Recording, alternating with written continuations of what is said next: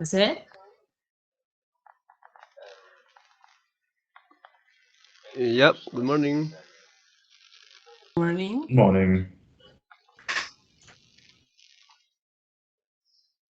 Can you turn on the camera? Good. So, good morning to everyone, and nice to meet you. Let me just start.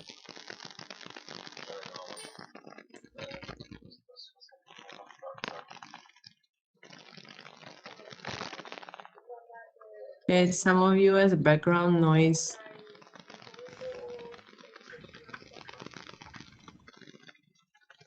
Okay, good morning everyone, and nice to meet you all.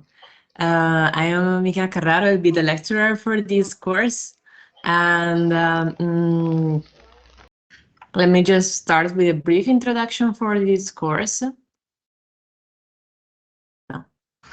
With a brief introduction of myself. So I am postdoctoral researcher here at the Technical University of Munich. I work in the Heilbronn campus with Professor David Wuttke.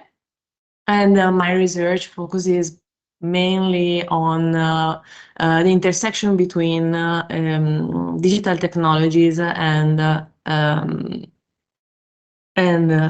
behaviors, employees' behaviors, how they are affected by the new technologies and by the changes coming with the digital era. But now I would like also to know a little bit about yourself, who you are, where you work, what are your research interests. So please, and what you expect to learn in this course. So please, now it's your turn.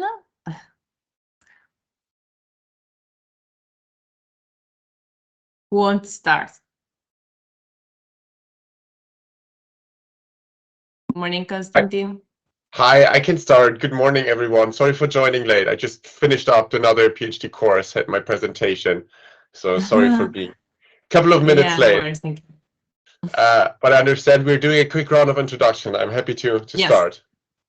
Okay, so 3 things about myself, I guess. So that would be I'm a second year PhD student at the chair from Professor Hübner. It's a supply chain chair, supply and value chain management at Campus Straubing. So I am doing research mainly about food waste. It's empirical research in grocery retail, trying to understand what drives food waste for retailers like Rewe, Edeka, Lidl, Aldi. And basically why I'm taking this course, and we're making this possible, even though it's not ideal in my setting. Also, Michaela, of course, thanks for letting me join. Is to better understand what makes a good paper. I'm currently in the process of submitting one within the next couple of months.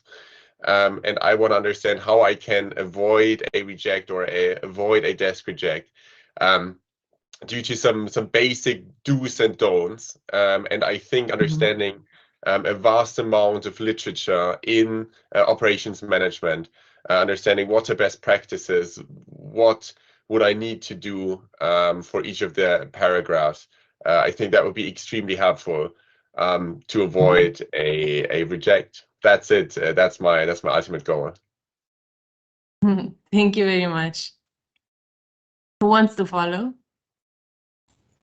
All right. Hi, I'm Christian, and I am writing my PhD thesis actually in the field of law at the TUM School of Management, at the Capital Markets Law and Corporate Governance chair of Professor Maume, if you ever heard of him.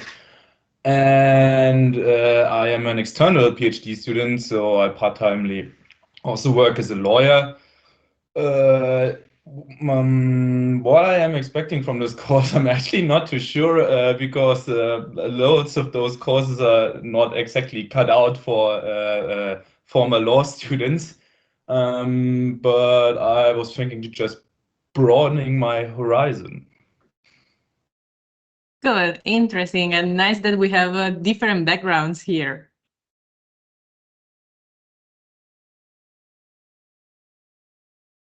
Ranit, Jose? Yeah, okay, Ranit. Please go ahead. Hi, thank you, Michaela, for allowing me to join the course today. My name is Ranit Sinha, and I'm a second-year PhD at the University of Luxembourg. I work in the topic of closed-loop supply chain, which falls in the intersection of sustainability, supply chain management, and mathematical programming and optimization. So that's kind of a brief background. And the reason I'm joining today is to really understand the art of writing excellent papers, because it's one thing to do good research and make the model ready. It's another thing to write a nice story to make it appealing for readers. So that's an area that I really think I need a little bit of improvement. So that's why I'm here today. Good. Thank you very much. I hope you will. I will fill your expectations. Jose, please.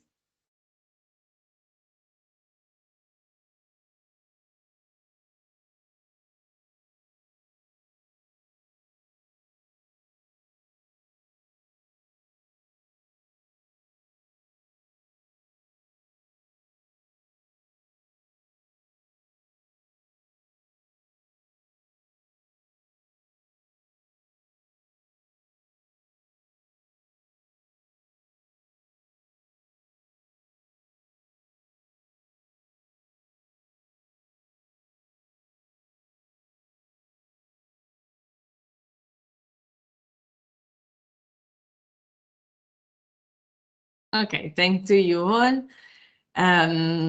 It's nice that we have different backgrounds and people from different areas. So what you will learn in this course is, yeah, let me see if I can share again. But what I can promise you is that we will start from some the more recent advancement in the area of supply chain management, operations management, and behavioral operations. I know for some of this is not really connected to law, but hopefully will be helpful also for you. And in this course, you will learn how to understand what are the key elements that are making these papers successful into good journals, and how to make a significant contribution to the literature, which is the part that is more difficult and that is easily read through rejections. And hopefully you will also learn to critically evaluate your own research paper or your own project. In this course, the evaluation will consist of a 30 minutes presentation that will be done in the last class, where you will need to do something that we are doing in class now. So you will need to identify a recent publication on the topic of your interest and prepare some informative slides or even a poster, the manner you prefer, which you will be required to present in class, and to highlight for the paper that you have selected what are the strengths and the weaknesses according to your perception, and what are potential future research directions that can be found in this publication. We will do all these things already in class, so you will be prepared hopefully in the last day, so no worries for now. Here you have the dates. As you should already know, we have classes always on Thursday from 9 to 6, from 9:30 to 6. And we will have, of course, breaks in the middle.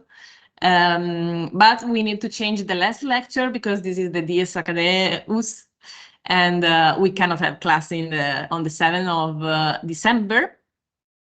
So my proposals for the alternatives are to switch to a Tuesday and have 2 classes in 1 week, so that we can finish earlier the course, or otherwise to keep it on Thursday and have it on the 14th of December. So now, please select your preferred choice. Yes, Ranit. So I have a question. So on Tuesday, when you propose, so it's still a full day class, right? 9:30 to 6. Yes. But you said 2 days in a week, which means 2 full day in a week, correct? Yes, because we have already on Thursday now classes So you're every week. proposing okay. And I'm proposing to have rather than on the 7th of December that we cannot have class in this day, to switch it on a Tuesday in the weeks before, Okay. or to leave it on the 14th, or to move it to the 14th of December. Okay.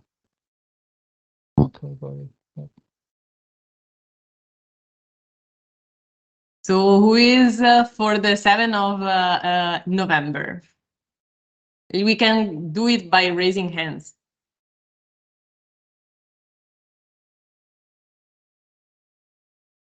You know, please use the emoji. I'm still free on every date, so I just don't participate in the vote. Okay, good.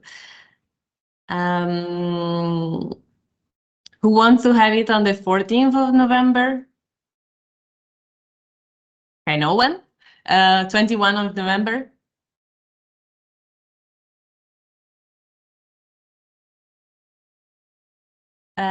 12 of December. 14th of December. So can I quickly ask you a question? So for me, Yes. of course, the December dates would be a little bit better as I'm back from my research stay from the US. So I wouldn't have that final presentation then in the middle of the night. So that would make 12th of December or 14th of December more attractive for me. Between those dates, I'm quite indifferent. So that's my thing. So December would be my preferred option. Okay, has anyone anything against the dates in December? Let's move it to the 12th of December then. Okay.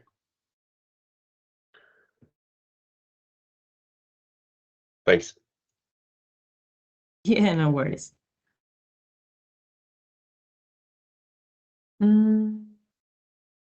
Now, so the first thing that I'm gonna do in this course, no, the classes are not recorded. Sorry. What are the rules? You can miss one or maximum 2 classes and still get credits for them, for the course. But you cannot, of course, miss all the classes and just come on the evaluation day. And okay, so I'm going to start by sharing with you a guideline to a written critique. And why am I doing so? If I can, because in this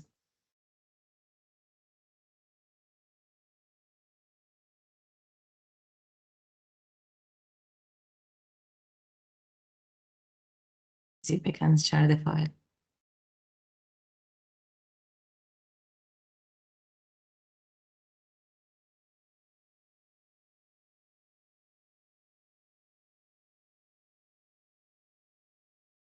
I will send it by email. This is a document that is called a written critique. And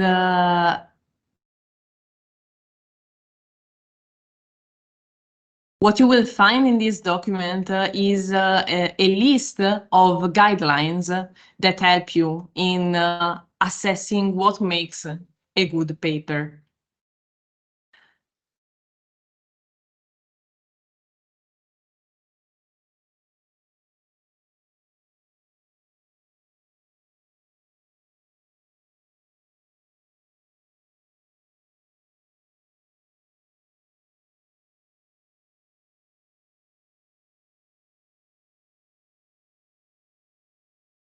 You should have now received the email, but I'm going to share, of course, the screen. It's just for you to have it and to help you once you will be writing or evaluating your own work and see if you are able to answer to these questions. Because these are the questions that also reviewers receive when they evaluate your paper and think about when they evaluate your paper. So there are 5 things that are very important in every paper. First is the positioning and the objective or the motivation behind your study, why it is important, how it is contributing to the extant literature, to what we don't know, and why is it interesting, not only from a research perspective, but also from a practical perspective. And this is one of the most difficult questions to answer because you need to be convincing when you are saying why you are performing a study. It's not sufficient to say no one has done it before, because if no one has done it before, it can be also because it's not interesting or no one cares. And this is a critique that you would receive very frequently if you use it as a motivation for your study.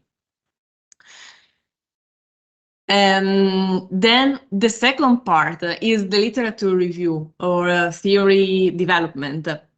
And also in this part, you will receive a lot of critiques during a review process because you need to demonstrate that you know what has been already done and that you can embed your research within an existing theoretical framework.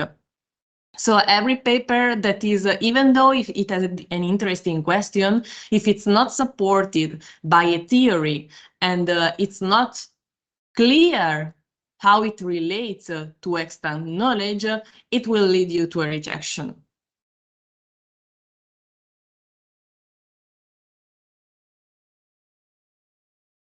The third part is the method, execution, design, any of these alternatives. And in this part, what you need to do, what you must do, is to convince your reader that the methodology that you have decided is first ensuring external and internal validity of your study, meaning that the results that you are going to find are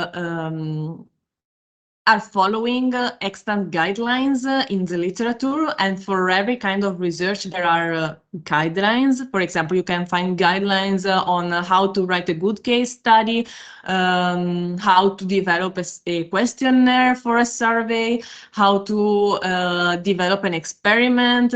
So for everything there are guidelines, and you need to be very careful in following them. Also guidelines on how to conduct a literature review. So you need to be sure you are following some well-established rules and you are not inventing anything in this section. Of course, you can develop your own scales if you are studying a very new concept.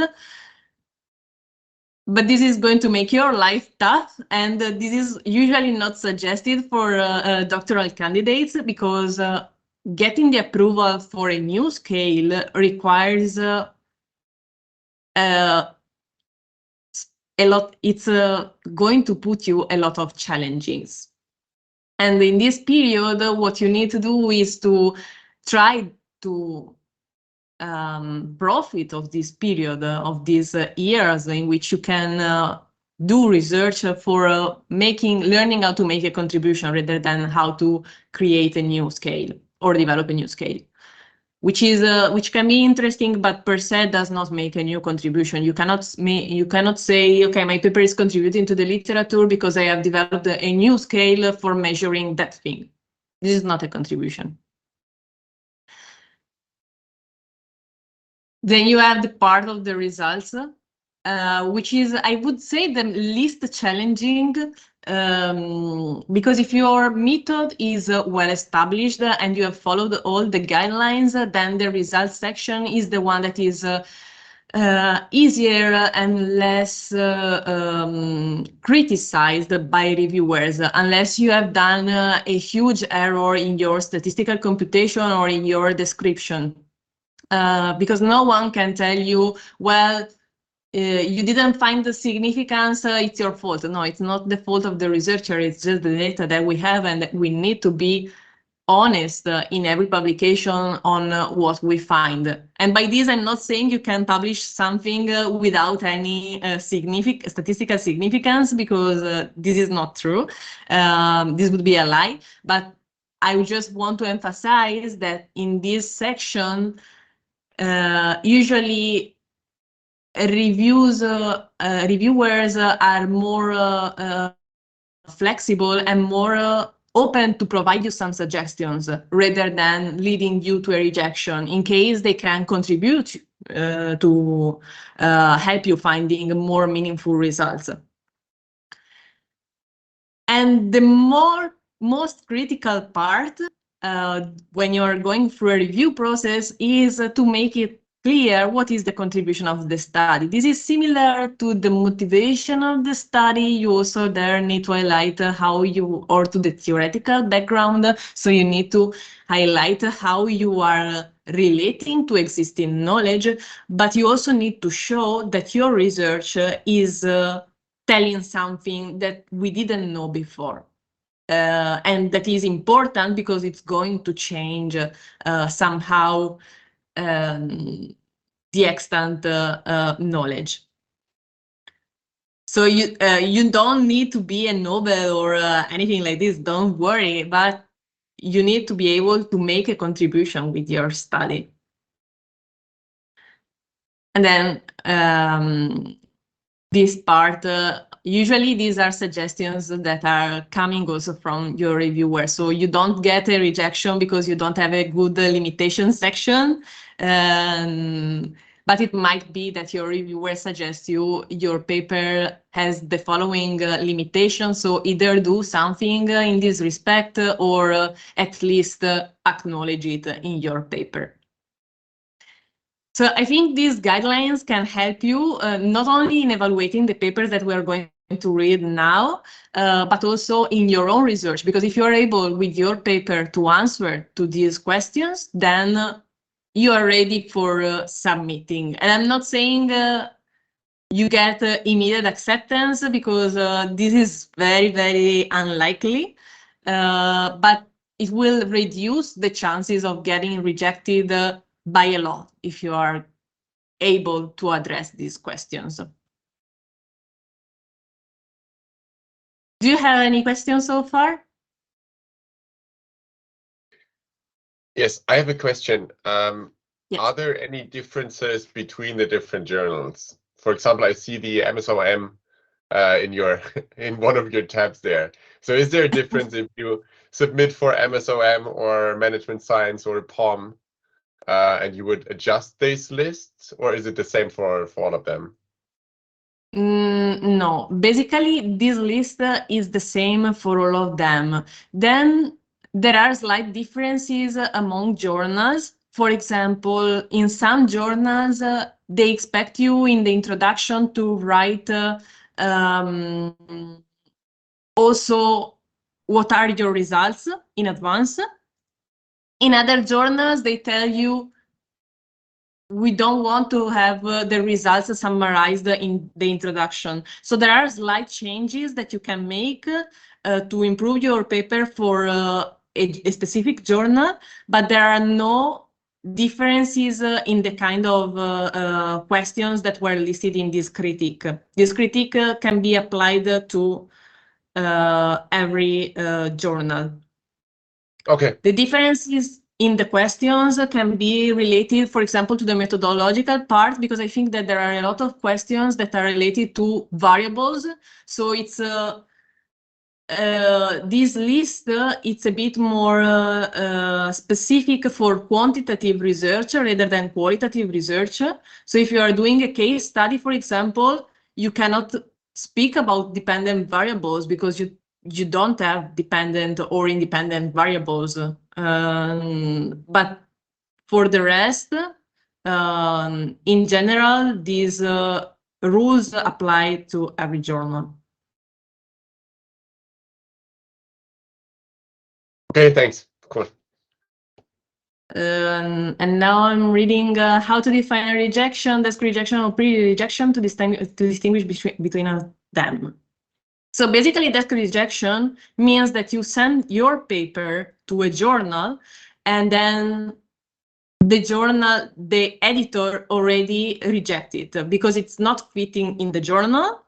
They don't see the evaluation, they don't see the contribution in your paper, or there is another thing that is really stressing out editors and reviewers, that is you are not following the guidelines for submission. Because every journal has their own guidelines and their own rules for the format they want you to submit a paper, and if you don't follow them, they tend to get really angry, because this is something very basic. So a desk rejection usually is you send a paper to a journal and the editor already rejected. This means you have to work a lot on your paper. Peer rejection means that it has gone through a peer evaluation, that is the editor has sent it for review, and your reviewer, after evaluating your paper, decided to reject your paper. Usually, between desk rejection and peer rejection is the more tough, but also the more constructive, because the desk rejection is you receive feedback just from one person, that is the editor. It can be just because of the format of your paper, which is for sure not a constructive rejection. Whereas in a peer rejection, you receive a lot of inputs on where you have flaws in your paper and how to adjust them.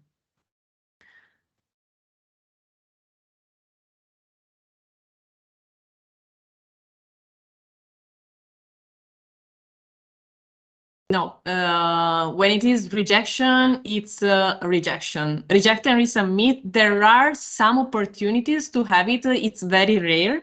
But rejected and resubmit is when the editor is telling you, we are rejecting your paper because it's too early for the paper, meaning that you can further develop it and resubmit it to the same journal, but they are seeing that there is a contribution in your paper, but in the moment in which you submit, it is not well developed enough.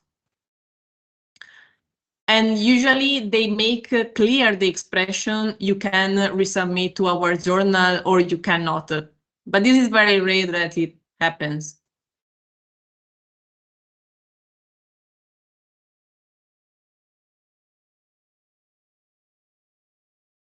That's good. So this means that now you can work on your paper and further develop it, and hopefully get a chance to publish in that journal.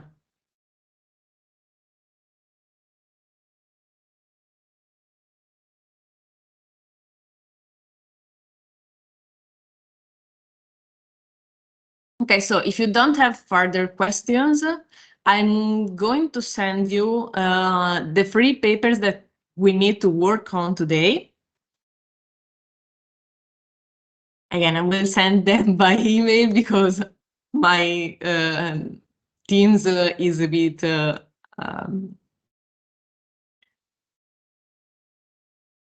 against sharing documents.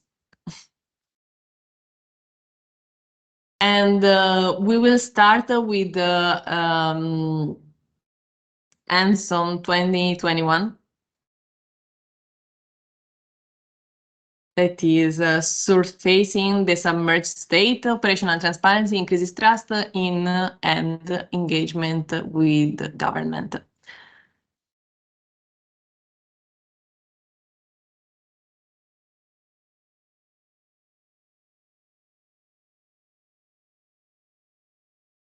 Another suggestion that I could give you, but these are very basic things. when you are going to send your paper to a journal, you need to be sure to have cited it. Which might sound like basic, but sometimes it's not.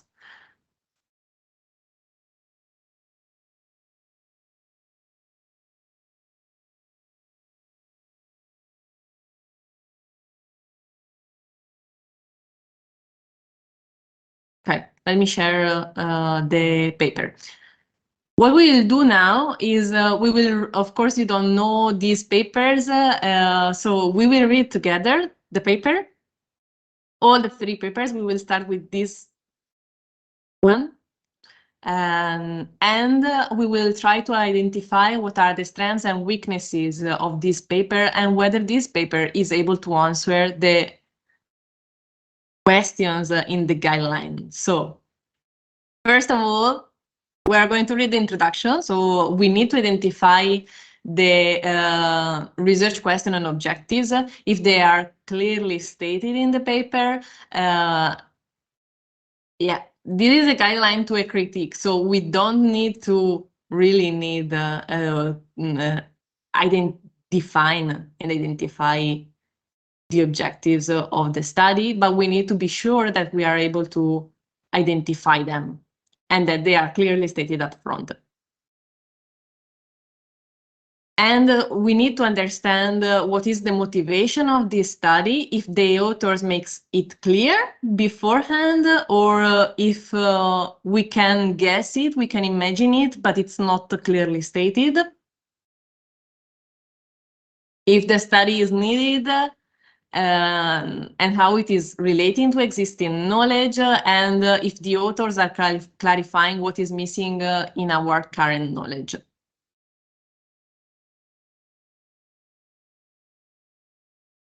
So who wants to start reading?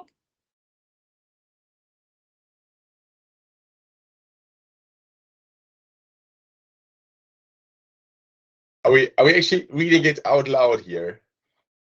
And together? Yes. Okay, yeah, Yes. I can start. No problem. So introduction. Governments are massive service operations. In the United States in 2019 alone, for example, federal, state, and local governments employed more than 22 million people, 14% of the working age population, and provided service for 329 million people. Moreover, like service offerings in a broad array of domains, government services are co-produced. Governments rely on their citizen customers to productively engage in the service delivery process, voting, paying taxes, following laws, and contributing to the public discourse. However, in the United States, as in many parts of the world, trust in government has been in decline for more than half a century. For example, in 1958, 73% of Americans reported that they trusted their government at least most of the time. By 2019, the percentage had fallen to 17%. Lack of trust in government presents serious challenges to its effectiveness, undermining support for the government process and reducing civic engagement. Should I go on? We are here. Yes. Okay, in political science, Now, explanation. well, Yeah, okay. sorry. Yeah, you can stop here. So you Okay. see, they are one good thing in this paper is that they are really starting from a practical problem, and they are emphasizing what's going on right now and what is the problem that they want to contribute to.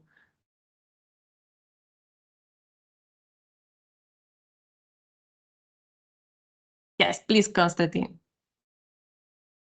All right.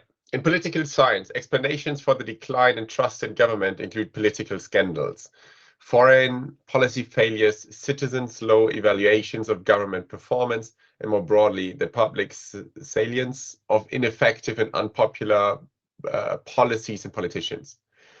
We propose that the public's deteriorating relationship with government, manifested in declining levels of trust, support, and engagement, may arise in part from what is not publicly salient. Government operations are typically hidden from public view, such that citizens often are unable to observe the work involved in delivering government service. Citizens follow helpful traffic signs, for example, and really think about the government agency and employees responsible for the installation. This submerged state can result in citizens failing to credit government for the work it performs.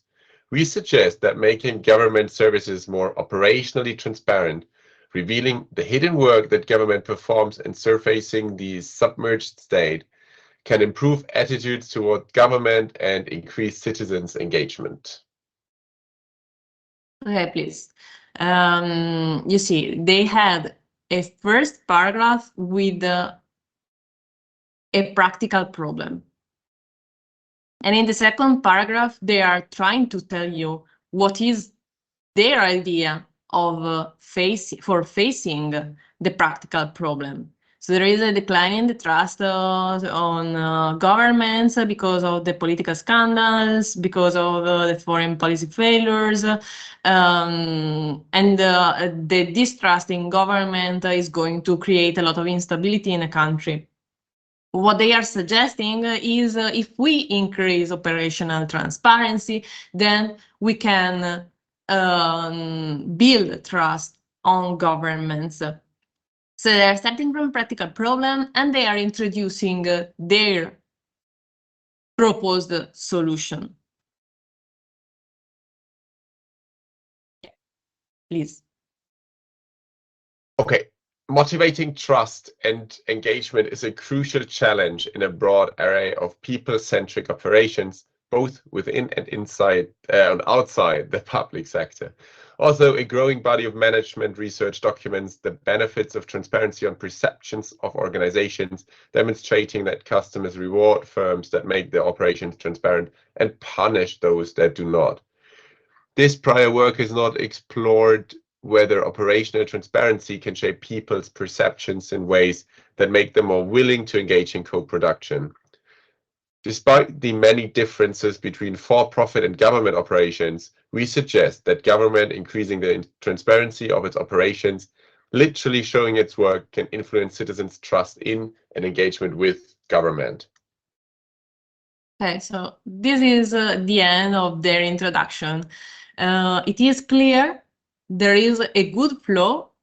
Let's see if they are able to answer all these questions. Were the research objectives clear?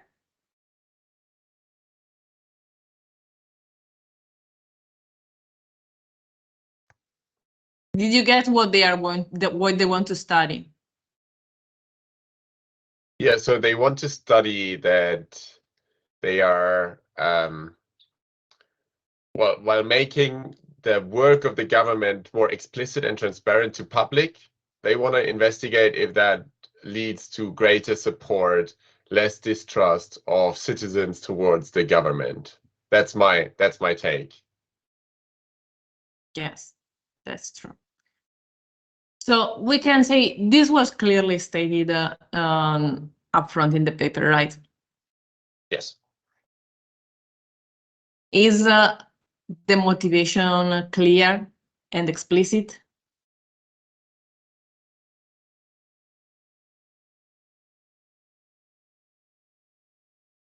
Yeah, remember, they are starting with a very practical problem. So I would say that also this question, the answer to this question is also yes, it's clear because they are emphasizing what is the practical problem that they are going to address in the paper, and there is a motivation behind their study, which is important. That is, if they are not just saying if we increase operational transparency, then we can influence citizen trust in engagement in governments. They are telling you the lack of trust in governments is creating some problems in practice.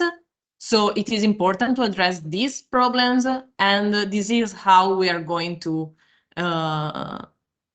address these problems, by seeing whether operational transparency will increase trust in governments.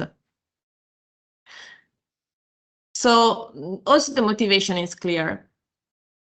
Do you feel the study is needed, and how does it relate to existing literature? Well, I would answer these two questions together. Do authors clarify what is missing in current knowledge? What do you think?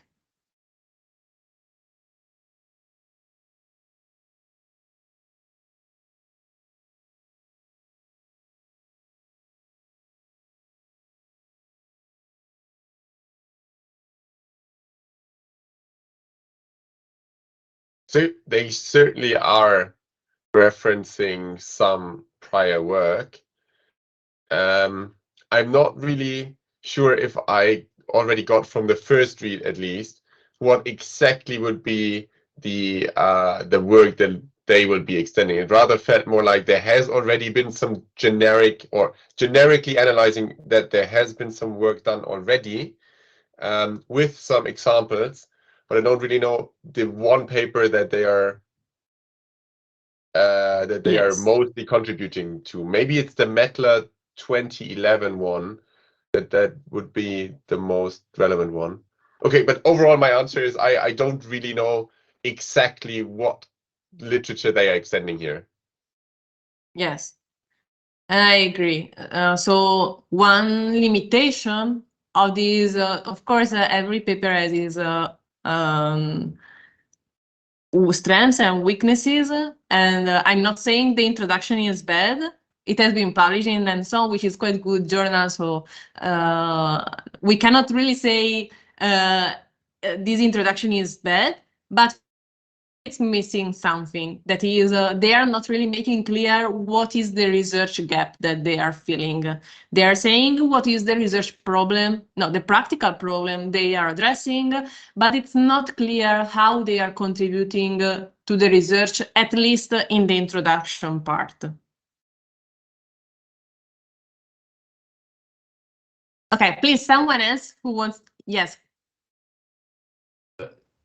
Sorry, just wanted to add, I mean, at least in the second paragraph, aren't they referring to loads of different studies and papers written on public factors or publicly relevant factors in a deteriorating trust in government? And what they want to do now is, like, I mean, they're showing the gap in not publicly salient factors, aren't they? With referring to all those papers of, for example, Bowler and Karp in 2004 and so on, just at the beginning of the second paragraph. Mm-hmm. Yeah, so Like, they are mentioning, I mean, they are mentioning something, but this is very, very limited. So,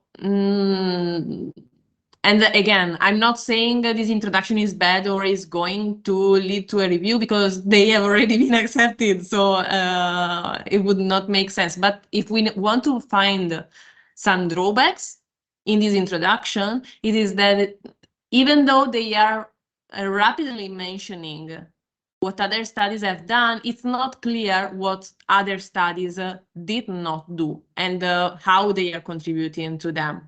They are just proposing their own view, but they are not building on anything that is already known. They are not making, they are not relating their research to the extant knowledge. Right. Okay. Should I keep on reading or? Yes, please. Yeah, sure. One quick question before we move on. Sorry to interrupt, but it's related to introduction. Because I build up my introduction of my paper similar to the one that we just read, right? Motivating, and then the points that are in this list. But then we shifted towards a more extended abstract format of the introduction, meaning we were not only motivating it practically and also stating a research question, but then we also said, well, we basically mentioned our model and our results and our contribution to literature. So it was kind of an extended abstract. How do you think that is currently received? Yeah, so different type of introduction. Exactly what I was mentioning before. This list of questions is true for every kind of journals. Then there are some journals like ENSOM which accept this kind of introduction without any mention to the methodology that you are using or to what exactly you are doing. Most of the journals that I know require you also to mention what you will be concretely do. So as your extended abstract. So it really depends on the journal that you are targeting. Some of the journals would really require it, and reviewers would criticize you if you don't explain, okay, but what are you doing in concrete? Other journals, like ENSOM, wants an introduction a little bit more just on the motivation and less with the focus on what you will do afterwards. Okay, thanks. Sorry for interrupting. Yeah, no worries. All right. Trust, engagement, and operational transparency. Trust and engagement are inextricably linked. In operations literature, trust is defined as the willingness to voluntarily behave in a way that accepts vulnerability caused by the uncertain behavior of others based on the expectations of a positive outcome. Engagement is a voluntary behavior enacted in anticipation of a positive outcome, but in settings where outcomes are co-produced. Taking the first step is an act of vulnerability because it is unclear whether one's engagement will be reciprocated and whether a positive outcome will manifest in turn. Trusting enough to take this first step may be especially unlikely in co-productive settings such as government, where people seem unaware of so much of the evidence that their work is in fact likely to be reciprocated by government. For example, in a recent survey, 60% of citizens who claimed that home mortgage interest deduction denied that they used the government social program, with large numbers of beneficiaries of student loans, veterans benefits, Medicaid, Medicare, and food stamps claiming the same. Theorists have proposed that policy designs that make government effort more visible elevate citizens' awareness of those efforts, whereas those that obscure such efforts leave citizens oblivious to the government's role. A growing body of research documents the benefits of operational transparency. Revealing the work performed for customers shapes perceptions of organizations in positive ways. Customers consider operationally transparent services to be more valuable owing to a heightened understanding and appreciation of the effort involved in delivering the service. We suggest that by extension, operational transparency may also engender trust. Indeed, Oeser Okay, and wait Cheng... a bit. Wait a moment. Yeah, sure. So here, there was a first paragraph that was quickly introducing what has been done in the literature and how their study is related to the extant literature. So there is just now a first step into the relation between the concepts that they are going to study and what is already known. And now it comes their suggestions and their real contributions. So please go ahead reading. Thank you. Well, we suggest that by extension, operational transparency may also engender trust. Indeed, Oeser and Cheng describe how business process design is an important building block of trust, highlighting examples such as reputation and feedback systems and assistance processes. Innovations similar in spirit to operational transparency. Reputation and feedback systems enable underinformed parties to learn from the past experiences of others, building trust by facilitating the screening out of unreliable trading partners, whereas assistance processes, such as information sharing, build trust even among parties whose incentives may not otherwise be fully aligned. Likewise, operational transparency that reveals the otherwise hidden work being performed in service of customers and that closes the loop with customers by providing direct feedback that shows the work performed in response to their engagement offers a viable pathway to engendering trust. Okay, to the extent that... Stop here, one moment. Again, you have seen, they have briefly mentioned the basic concepts that they're going to use, trust, engagement, and provided the definition for them. not a definition that they invented or found in the vocabulary, but a definition that is already accepted in the literature. As you see, they are mentioning here Oezer and Zeng.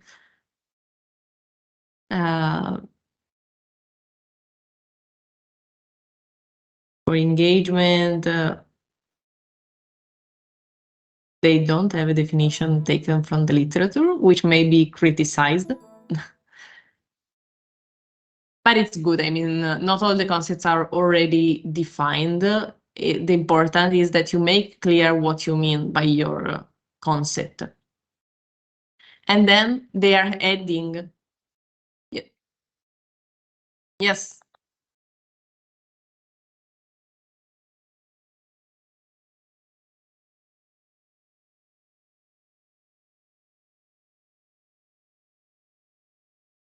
Yes, you can have a paper just on a literature review. Usually the motivations usually a literature review is the start of your doctoral studies because you are just beginning with the research and you cannot know everything when you enter. So if you don't know what has already been published, then it becomes more difficult for you to identify a gap that you want to fill. And there are also different methodologies that you can use for doing a literature review, which can be a more critique style of review.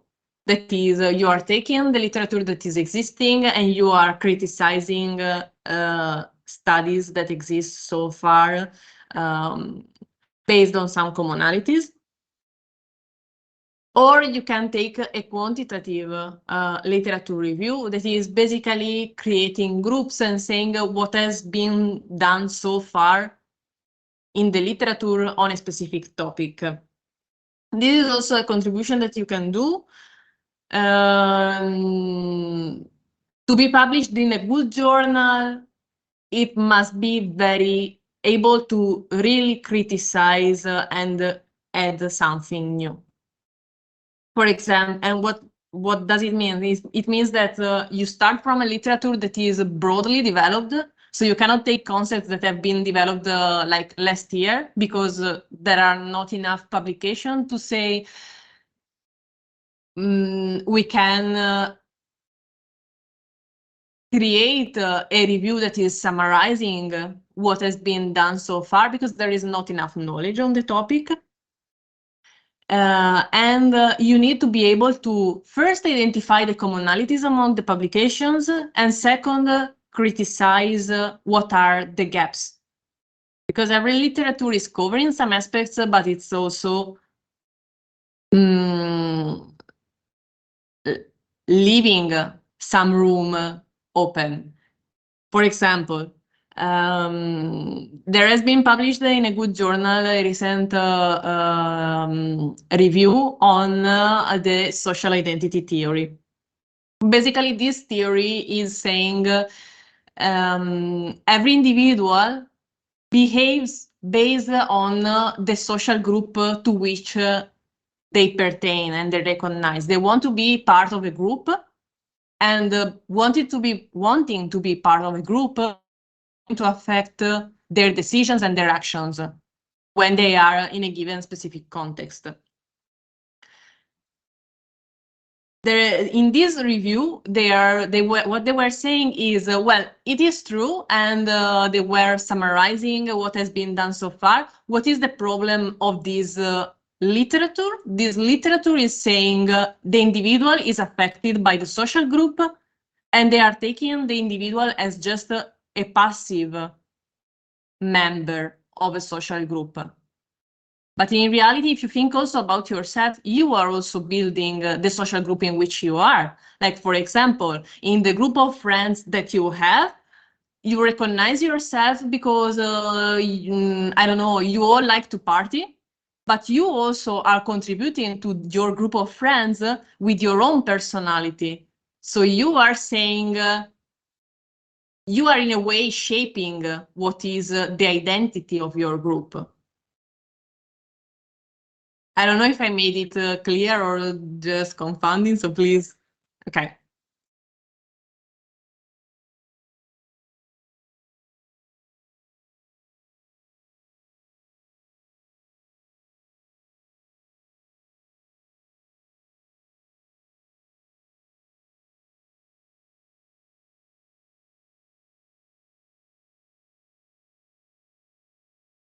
Yes.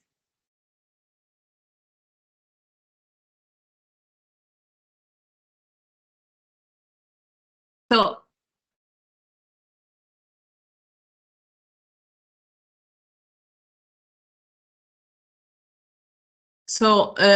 this paper is not a review, because for the review you need to mention all the papers that have been published in a field. They are just exploring a new area of research, that is the area of operational transparency, because the first author of this journal, of this paper, is in a way the founder of the concept of operational transparency. And that's why he can be kind of flexible in the definition that he is using, and he knows already what are the gaps in the literature, and he can confidently say what has been done and what has not been done in the literature. If you want to do your own research, you need to be a bit more specific than how they are being.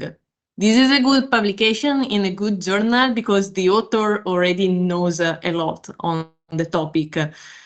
When you are at the beginning of your doctoral studies and also in the very first years, you don't have all this knowledge on the area. So you need to be studying what has been done and to be citing what has been done. And in a review that we will see in the next classes, what you have to do is to take all the literature that there is on a topic and summarize it, basically. So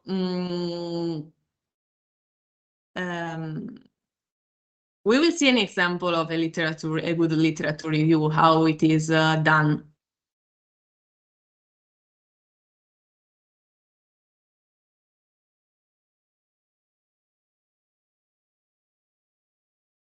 Yes.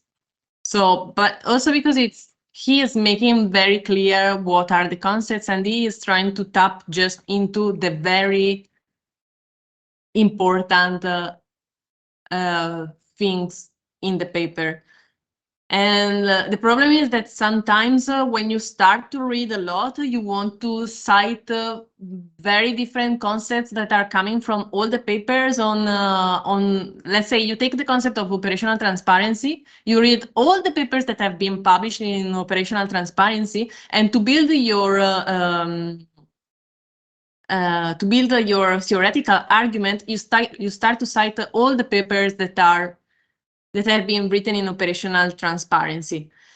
This is also a problem because you are creating confusion and you are not fine-tuning the literature toward what is important for your paper. In that case, they are really good in their review because they are just introducing the very important thing in their theoretical framework that will support their hypothesis. And this is also what you need to point to do. Don't cite thousands of papers just to say, I know the literature, but cite the papers that are on which you are building.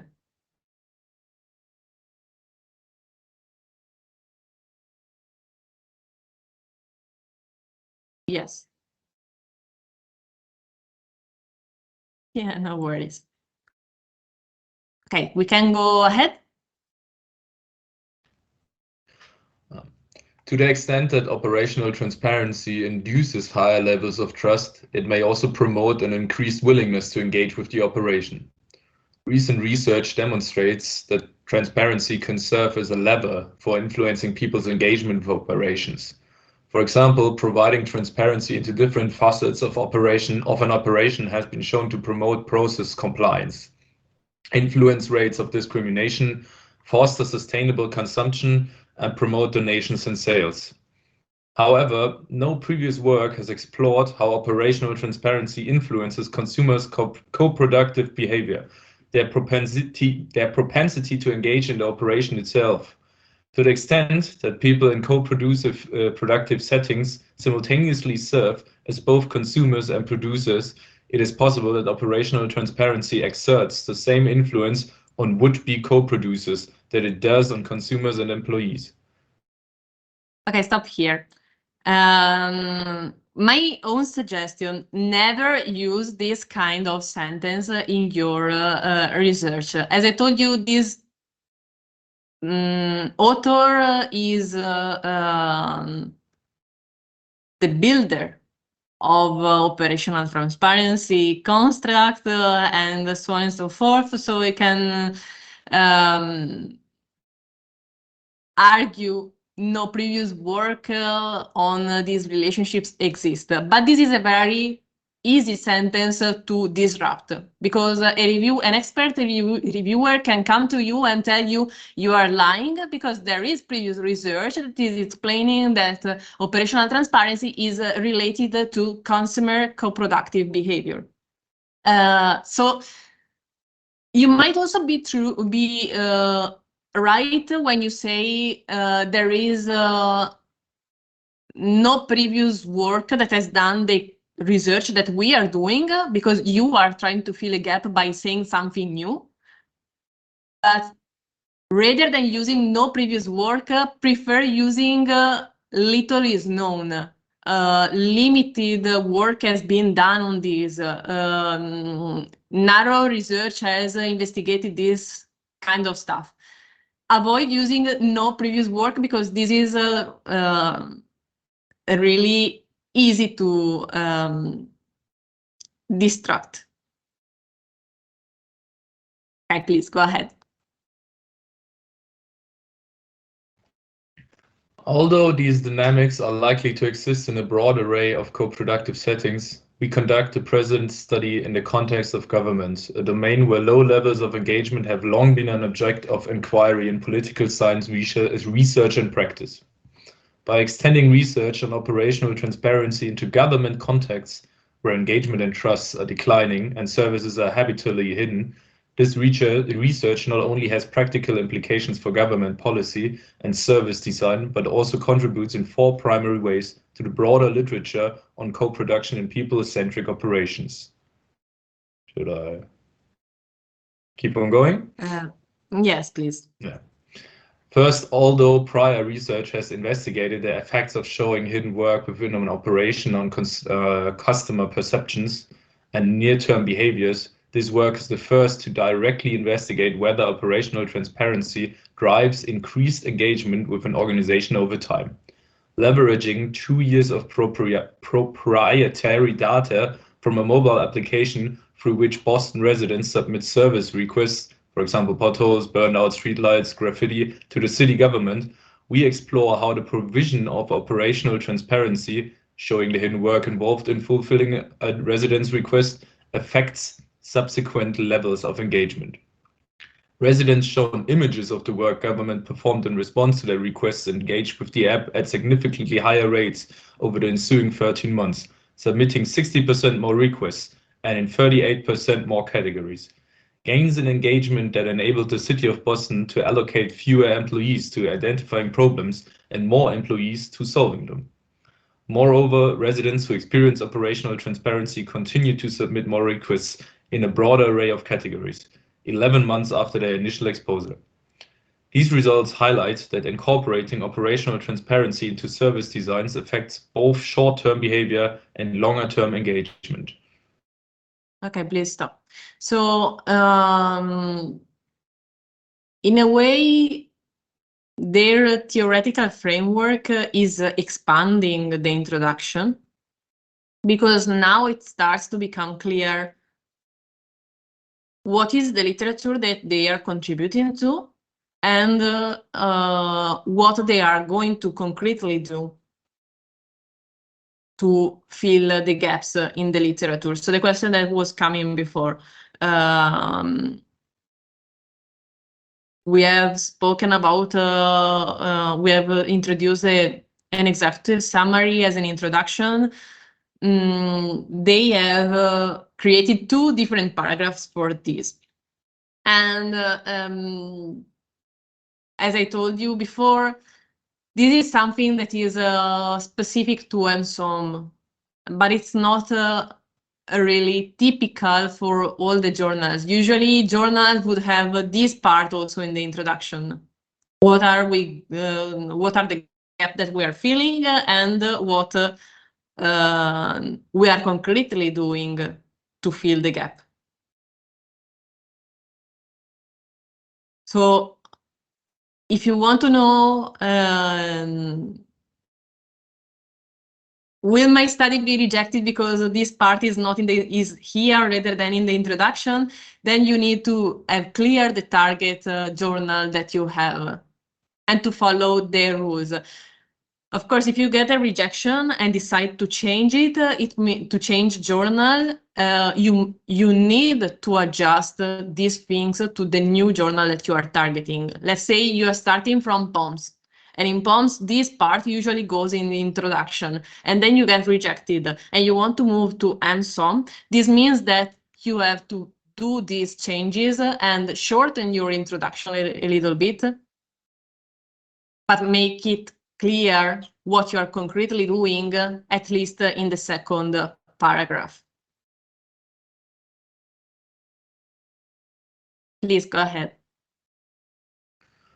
Second, we investigate the extent to which the provision of operational transparency can engender trust and support for government.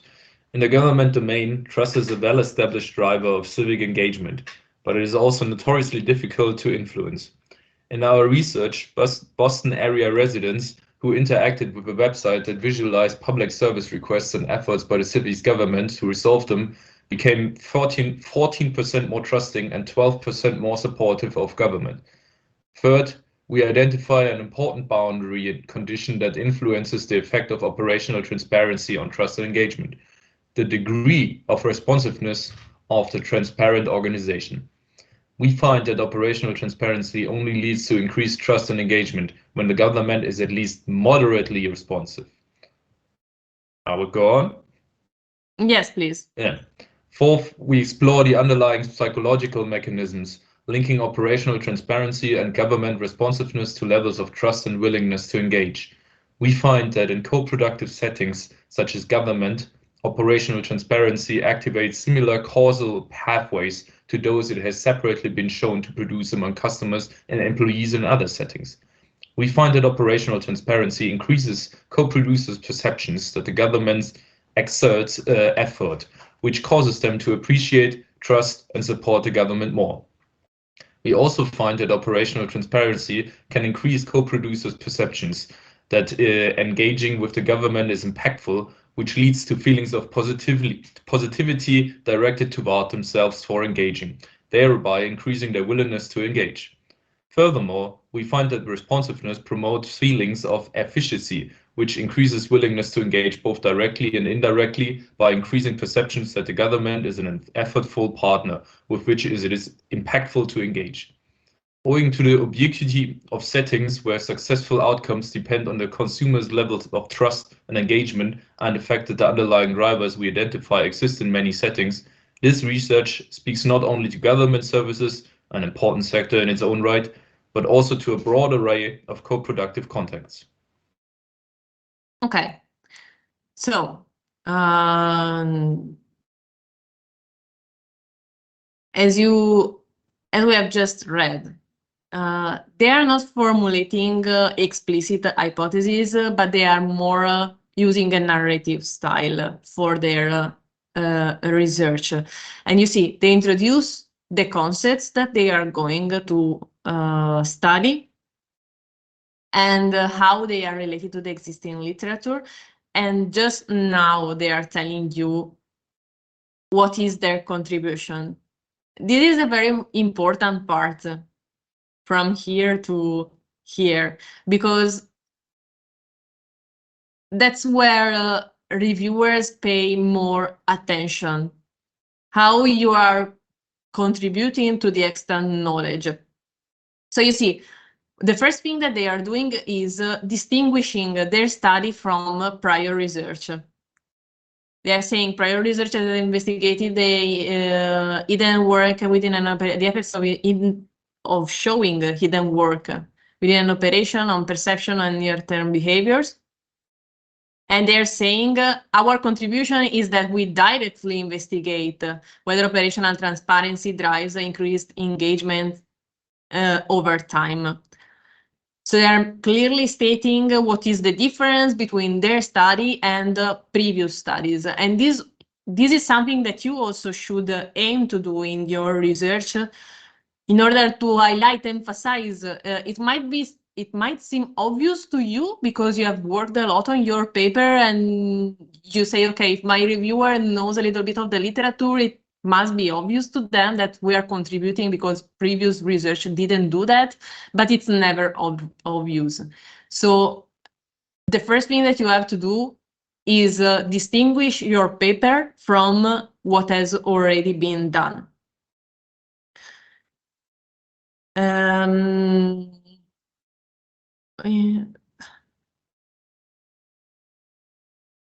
Here, there is another element of novelty. They are not saying, they're always building on this point that they are studying longer-term effects, and we are saying all the facets that they are looking into for understanding how it affects engagement in long-term behaviors, in long-term, yes, behaviors and responses.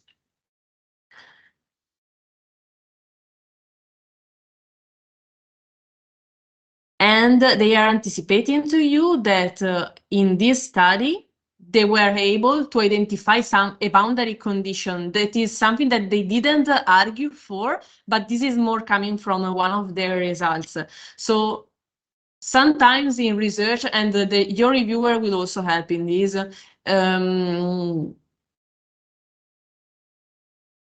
you will be able to identify some boundary conditions, and this will be because your reviewer will criticize your statistics and your results and will give you some suggestions of studying interactions among some issues. So I would say that this last part, third part,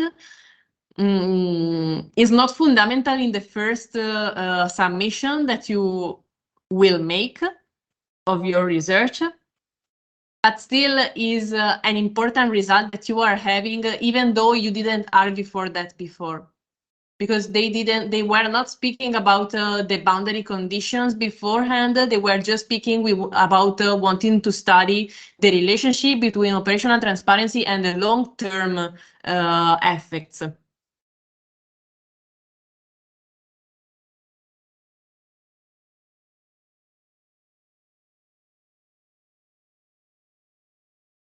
And then there is the more explorative part of their research.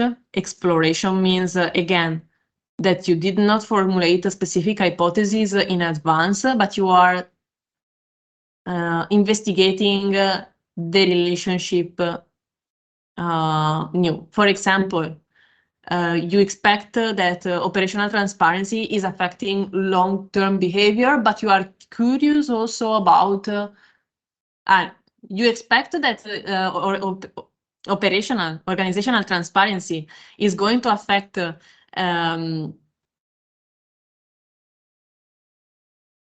long-term behavior, but by making it more sustainable. But you also guess, and when you are guessing, you cannot develop hypotheses, that there is a relationship between operational transparency, government responsiveness, and trust and engagement. If you don't have arguments to build on these hypotheses, you are making an exploration, and you need to clearly state this is something that we are going to explore because it has not been done before, because we think there is a relationship that can help us explain why it is important to conduct this study between operational transparency and trust and engagement. But we don't have argument so far for that. So this is exploratory.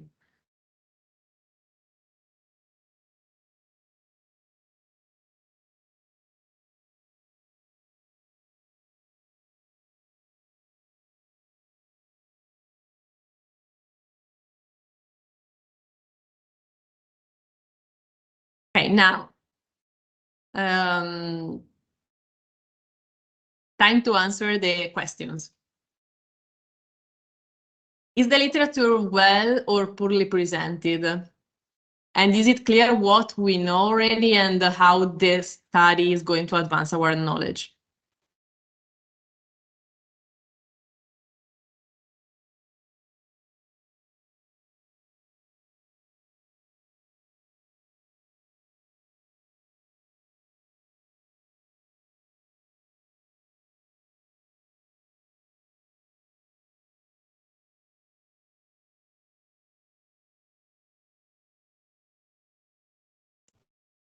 Well, I'd say that's made pretty clear in that last part with the 4 different points. Yes. So now it's becoming clearer, and we can say it is clear how they are going to advance our knowledge. On the point that the literature is well or poorly presented, here we have positive and negative things in this paper. The positive thing is that it's easy to follow because they are not cluttering it with a lot of previous studies that may mislead the reader and lose the point on the argumentation. So it is well written. It is a little bit narrow as a review section.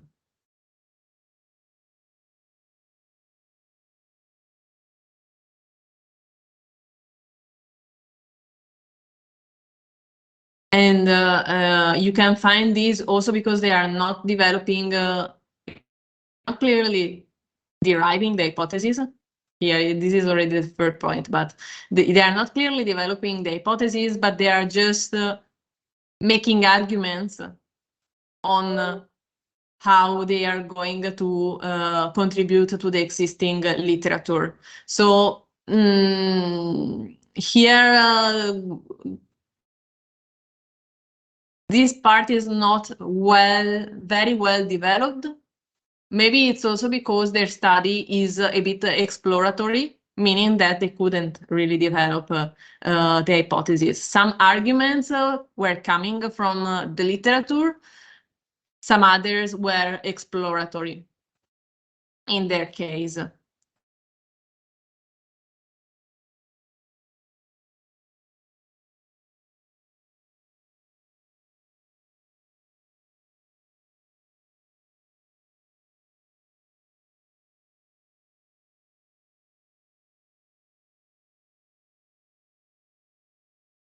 Mm-hmm.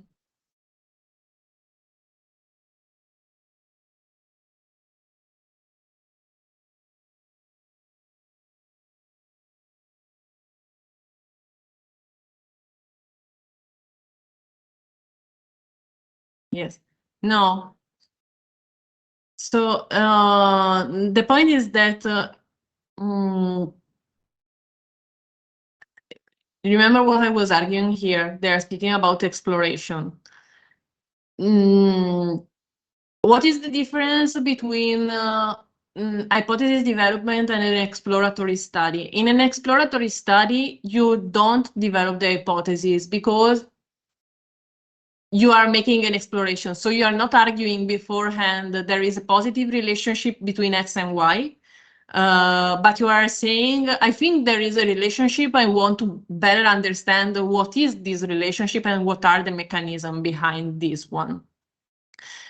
So I can buy the fact that they are not developing they are not building a lot on the existing literature, and that they are not developing hypotheses. What is the main drawback of this all this presentation is that they are making clear that this is an exploratory study just in the end of the second section.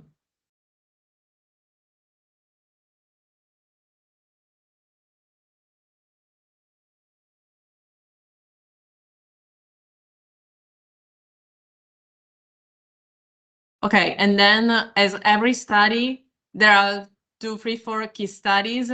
Also, this paper is building on, I would say, mainly 2 key studies. One is Ozer and Zheng 2019.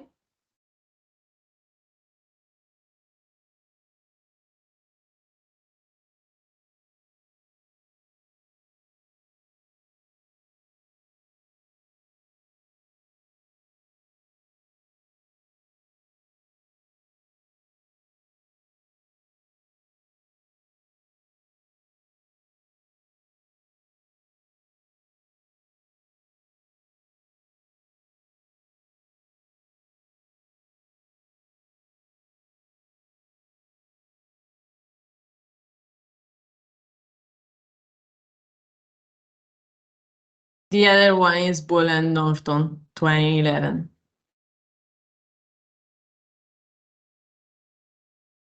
Because they are telling you what these authors, the most recent studies, 2019, have done on operational transparency and how they are building on the most recent studies. And they are also speaking about first studies on operational transparency.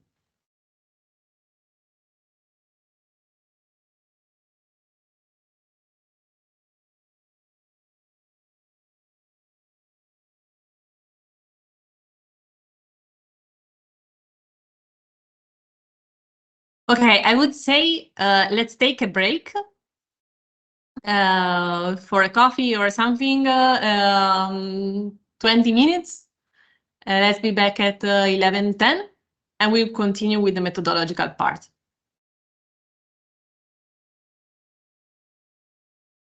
See you.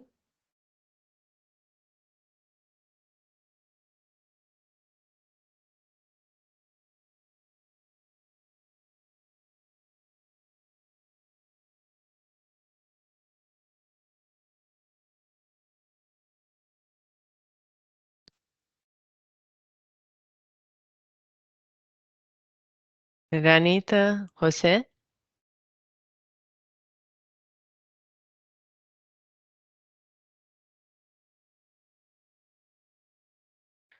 Okay, Christian has already read, Konstantin has already read.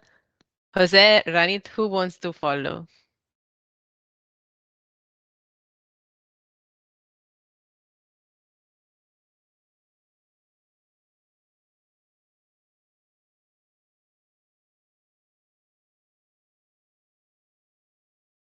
Yes.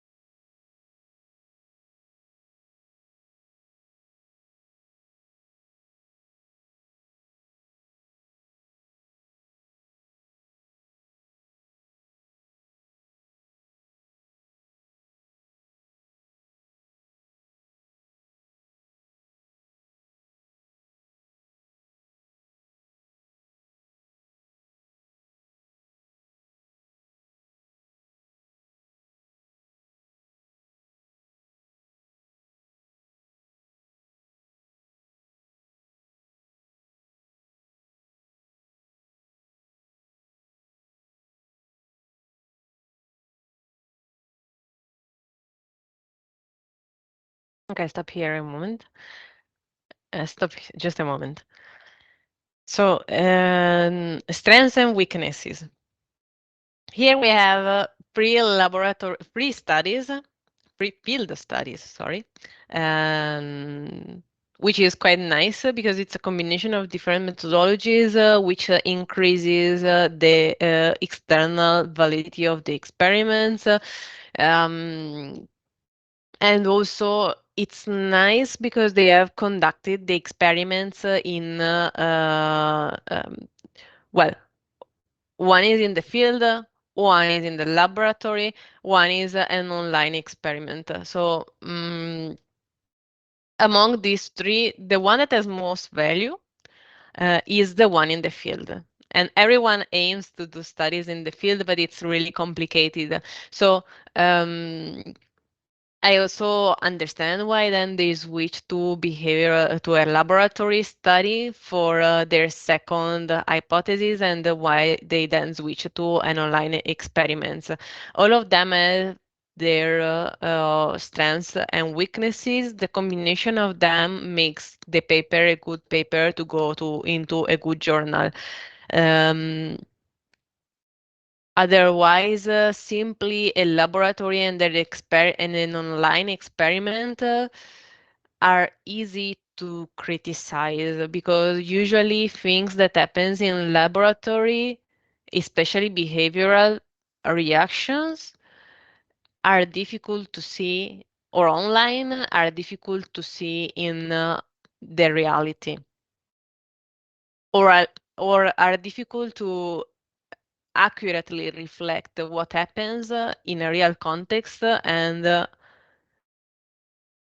not just for the purpose of the experiment. So not just because today I woke up and I was happy, but because they are really reflecting a behavior that happens every time an event occurs.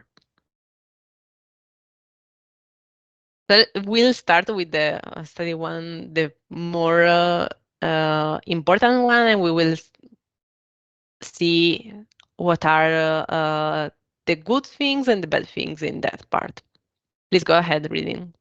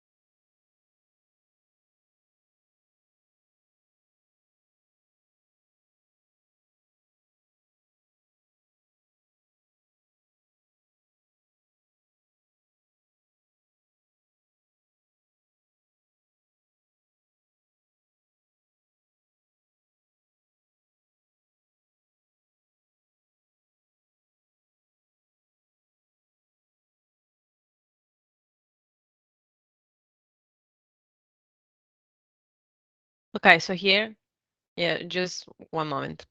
Here they have a clear description of the context for their study, which is also important because they are saying we are exploiting something that happened naturally. We didn't implement any change. We just profited of the change that was occurring, and they are describing how the application was changing to fulfill the customer requests and how this fits into their concepts. So they are explaining how operational transparency was changed from the moment before the changes and after the changes in order to make it clear why we can speak about an increased transparency now. And I think in this moment, I think that this is a good example where they have a clear increase in a transparency. The good thing is that I still don't know if they control for something, but the good thing in this change is that they are speaking about an increase in transparency because they are speaking about a change, a photo of the change that was implemented. So, for example, if there was a graffiti, they shown a picture of the graffiti removed. The bad thing is that they have also something that is unrelated to customer satisfaction, should be unrelated to customer satisfaction with the new app, that is who was cleaning there. So they have a mixture of information that is really relevant to the operation that they have performed, and some information that is not relevant or directly tied to the operation that they were performing. Okay, please go ahead.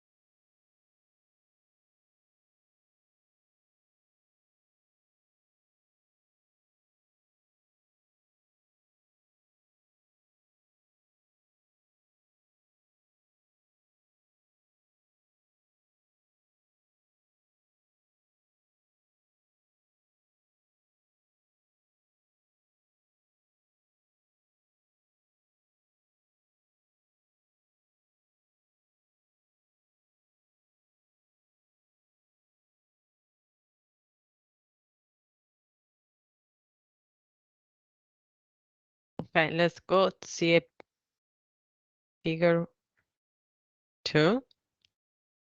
Okay, you see, they are describing specifically what are the changes and how it's affecting and how they are reflecting their construct operational transparency and how they are reflecting treatment versus control group. And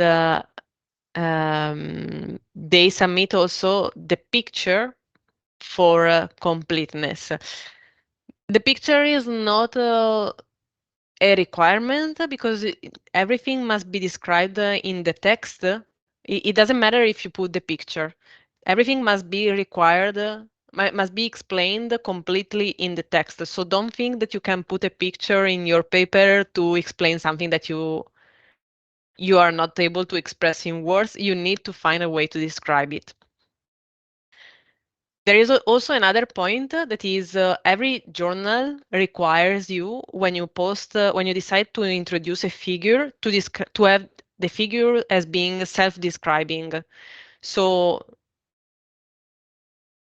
as you see, they are not just putting the picture of the phones, but they need to say which one is the transparent and the non-transparent condition, which one is the submission, which one is the response, and they need to put a note describing what the figure is representing. This is something that you have always to do, and if you have in any study if you, an abbreviation for something, like for example, instead of saying operationally transparent, you say OT, and you use OT in your figure, then you need to put a note explicating what OT means.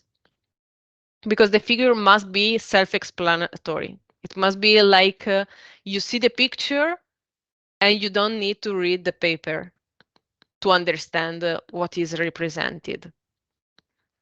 And this is true for every journal.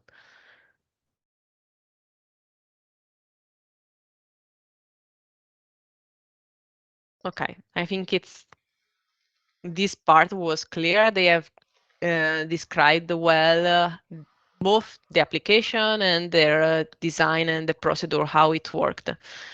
Now let's go to the participants. Okay. Participants, during our period of analysis, 23,302 residents submitted service requests to the Boston City government. We focus on the requests submitted by the 21,986 residents who submit at least one service request without transparency to provide at least some basis for comparison in our fixed effects panel analysis. Furthermore, we conduct our primary analysis on a subsample of the data N 21,786 that exclude users who submit 21 or more requests in a given month.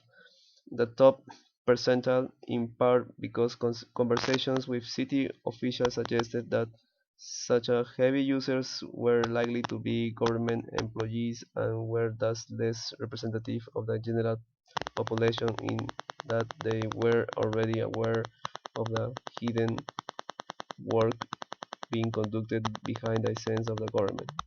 However, we note that all results are substantially similar when all observations are included. N equals 21,986.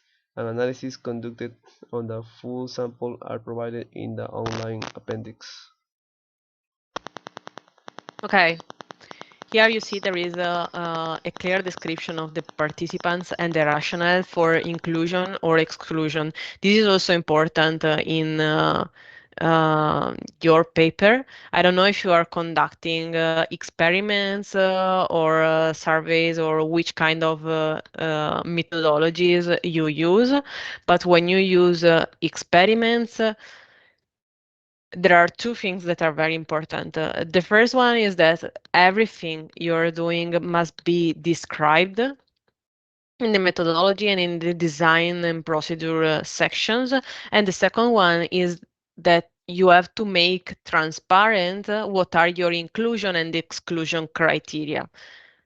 Well, this is true also for the surveys or any kind of quantitative analysis. So when you decide in your sample, I want to include these I want to exclude these observations because they are not representative, because they are missing data, or because whatever, you need to make it explicit and to justify your choice. And I'm stressing this because if you're using experiments, but also more and more with surveys, you need to pre-register your study. And when you pre-register your study, you must make clear this rationale in advance. So in the pre-registration, you will be required to state what are your inclusion and exclusion criteria. And of course, sometimes it's difficult to forecast everything that will happen, because you cannot know if there will be outlier in your sample in advance, for example, but you need to try to define clearly your inclusion and exclusion criteria beforehand.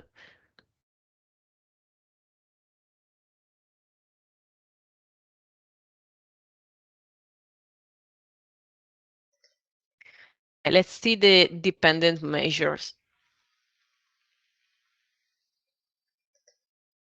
Okay.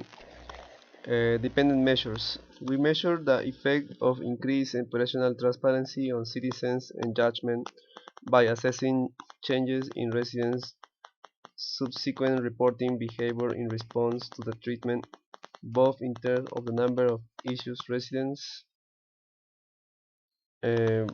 reported per month and in terms of number of service categories, in which residents report categories included illegal graffiti, photoless street lights, and litter.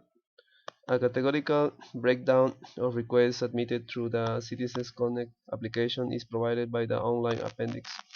The City of Boston view increased reporting as a signal of much desired civic engagement, suggesting that residents who use Citizens Connect serve as the eyes and ears from government, helping us find and respond to the basics of community quality of life. When residents become more engaged by reporting more services requests, it enables the city to allocate fewer workers to the diagnosis of the public service issues and more workers to their resolutions. So here for the dependent measures, and this will apply also to the independent measures. It doesn't matter which kind of research you're doing, if it's a survey, if it's an experiment, if it's an online database, you need to be able to describe your variables and to provide examples. So for example, if you are making a questionnaire with multiple choices, you need to be able to provide example of the multiple choices that you have provided to your employees for answering the question. In this case, they had pictures because they had a graphical experiment that was based on the transparency. So if you are doing experiments, you need also to save pictures about every step and every condition beforehand, because reviewers will ask you for them, and it's better safe than finding yourself without things that reviewers might request. Because if your reviewer will request you, okay, you are telling me that you have used this application, but I want to see this application, and you didn't save pictures of the application, then you don't know how to answer them, and they will not be happy. So one do thing is when you collect the data, you need to trace everything in respect to your data.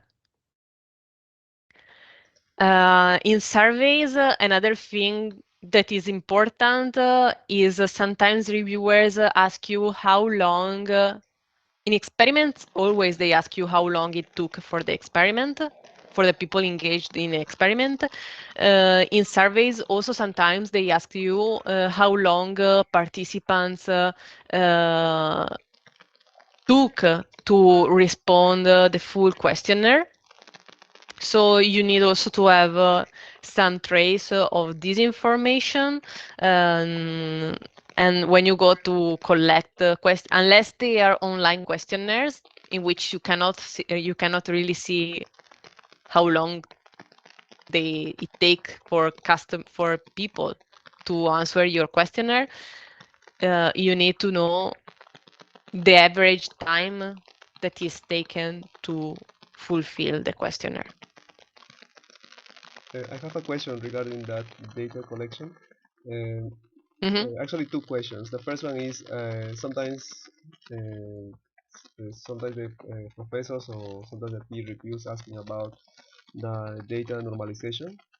I'm not really sure what is exactly how to normalize the data we collect.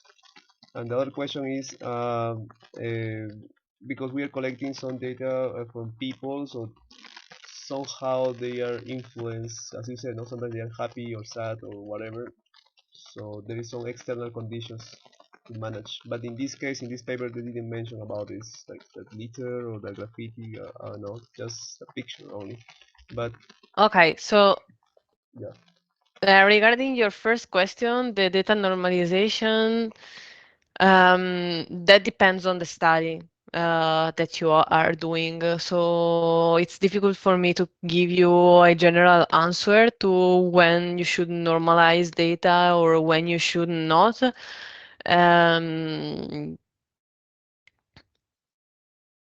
In general, it is important when you have multi-level studies.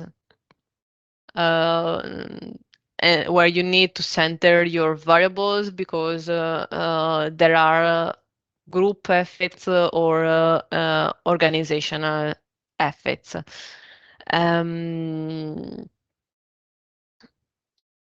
Or it can also be that you have variables that are on very different scales.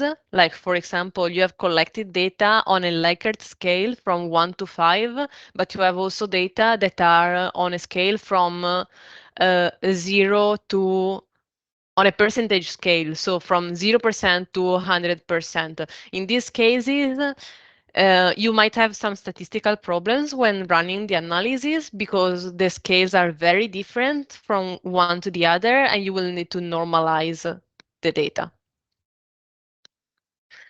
And regarding your, sorry, I forgot your other question. It's basically when you have this kind of data collection, sometimes the users they have some external Yes, now I remember. conditions, right? Yeah, So now I remember. how to control that? So of course you cannot control the mood of the respondents, but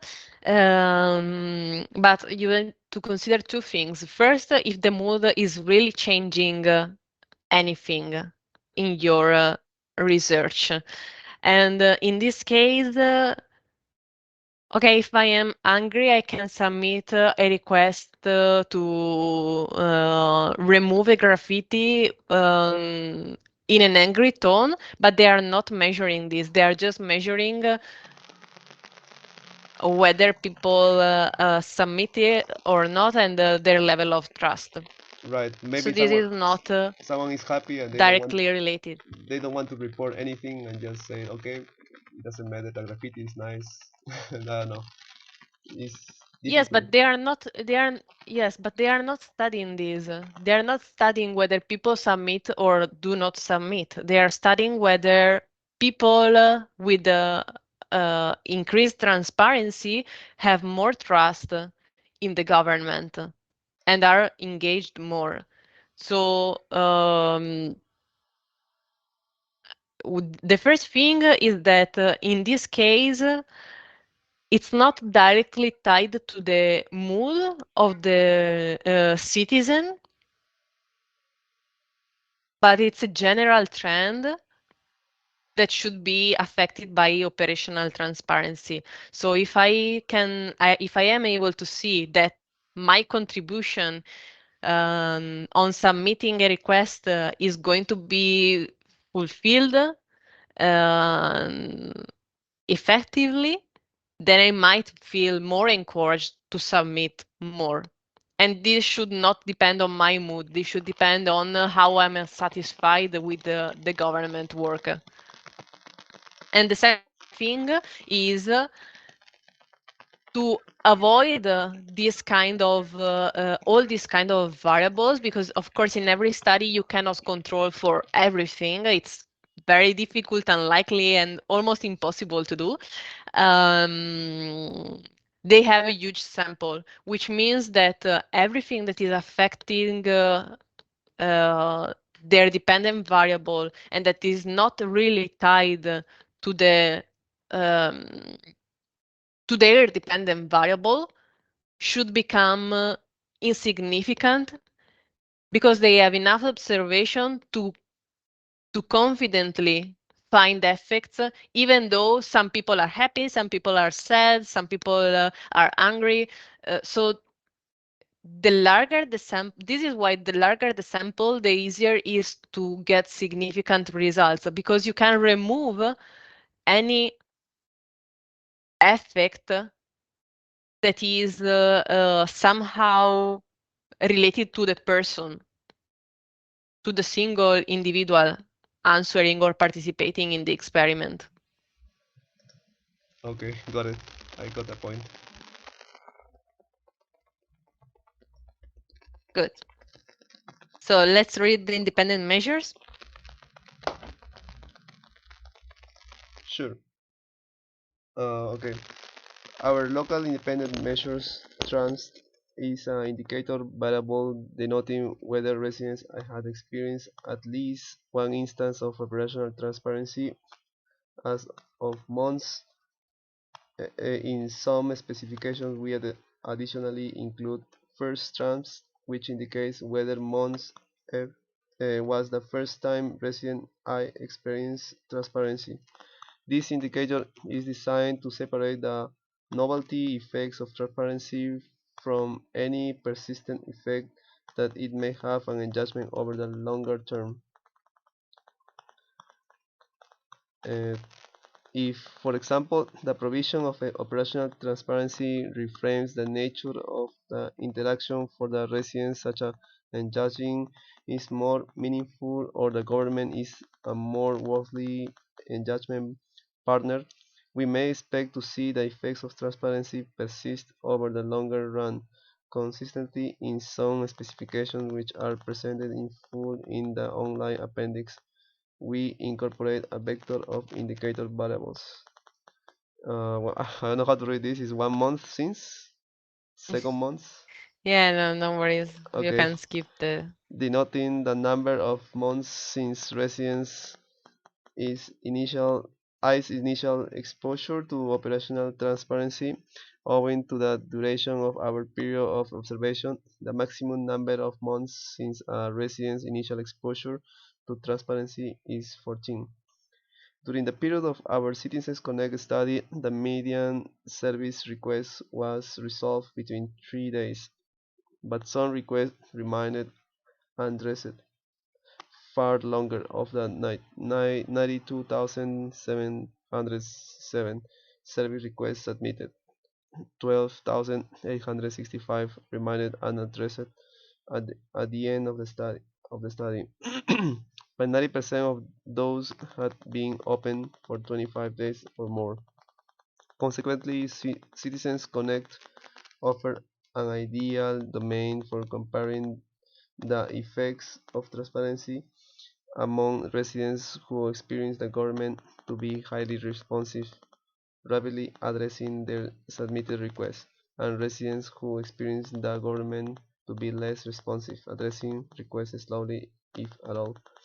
Accordingly, in some specifications, we include clause PCT, which measures the time-varying percentage of service requests submitted by residents I as at the time T that were not closed by the government. Incorporating this information allows us to explore whether governments must be experienced by citizens as highly responsive for the gains from operational transparency to occur.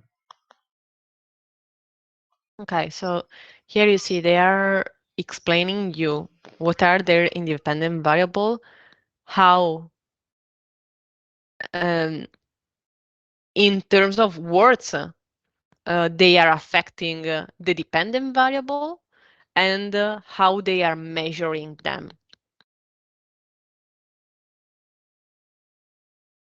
So they're making clear what is the setting that they have, what is the dependent variable that they have, what are the independent variables that they have, and how these independent variables are affecting the dependent variable and are measured.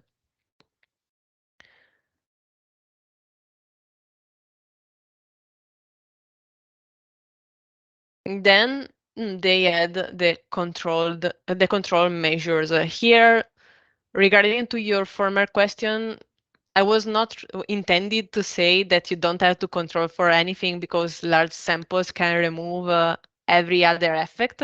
But the point is that you need to include only the measures that are really tied to your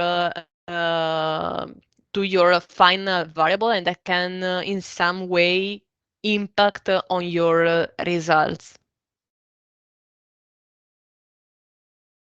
So please read the control measures. Sure. Control measures. Although the City of Boston does not collect identifiable user-level demographic data, we are able to observe several account-level characteristics that serve as useful control variables for our analysis.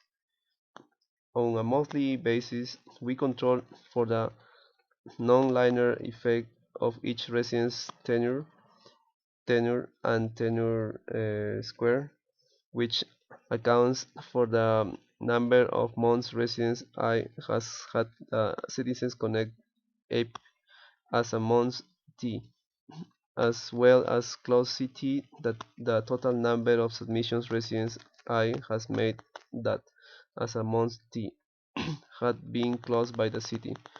Finally, we incorporate resident and time fixed effects to account for time invariant differences between residents and resident invariant differences across time that may have affected the propensity to submit service requests. Should I continue? No, wait a moment. So here again, you see they are including some of the control variables that can have affected and that are really directly related to the application that they are going to use, which is important because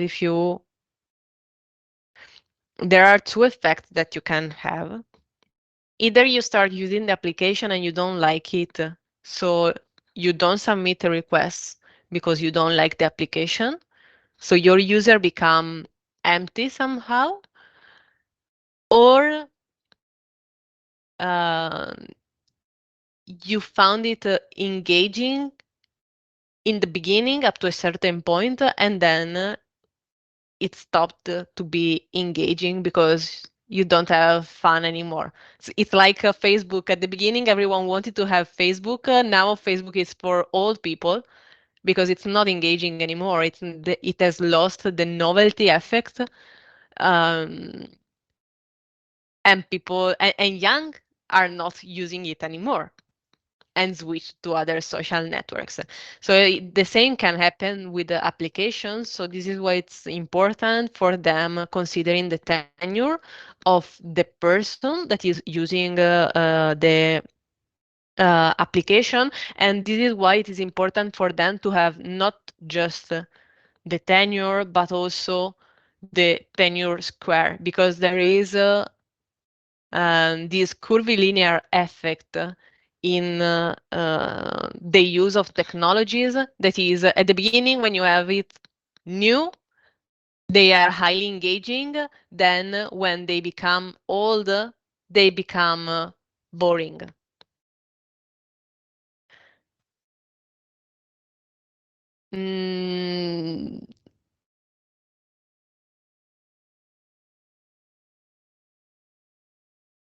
I think closed CT is a little bit redundant of the tenure measure, so I'm not really liking it that much. And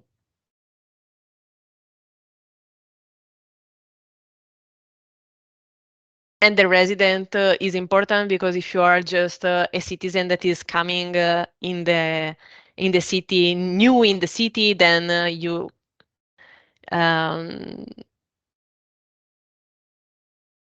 will take time to understand how things work. For example, if you are new to Germany and to the fund system, it takes some time for you to start using recycling bottles. But if you are living here, you already know how the system works, and you keep using it in a constant manner. So the residence is important, because if you are a local person, then you know how the system works and how the application works, what are the benefits for you. If you are here just on a temporary basis, it can you can feel the city is not important to you, so you don't care about reporting every issue you find. This is why these control measures are very important for their studies. And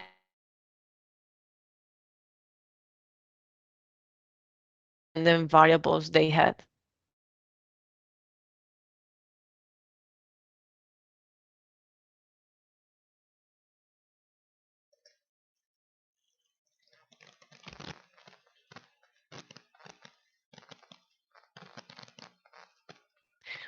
Okay, I think empirical approach, please. Oh. Okay. Wait a second. Empirical approach. Okay, to estimate the effects of operational transparency on residence engagement, both in terms of number of monthly service requests submitted and in terms of number of categories in which residents submit requests, we use the following fixed effects panel models with bootstrapped standard errors clustered at the resident level in our base specification. We model engagement as a function of transparency and a vector of control variables. To distinguish the novelty effects of transparency from its longer run effects, we additionally include an indicator variable denoting the first months after which operational transparency was initially experienced. To test whether the operational transparency has a persistent effect in engagement over time, we use the following specification. Finally, to isolate the contingent effects of government responsiveness, we interact the transparency variable with the nonlinear effect of the percentage of each resident's past requests that were successfully closed by the government. Okay. So here is the description of their methodologies with all the equations. This is also something that is not in every paper.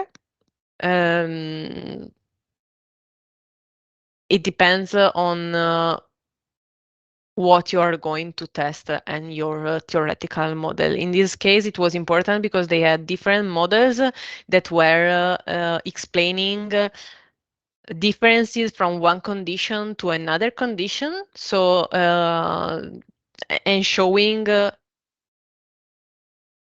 and it was important for them also to have control variables. So it was important for them to make explicit what was the regression that they had, and to compare all of them. You don't find them in every paper because in some papers it's more linear. So you just have one equation that they are testing, and then they add the control variables for you.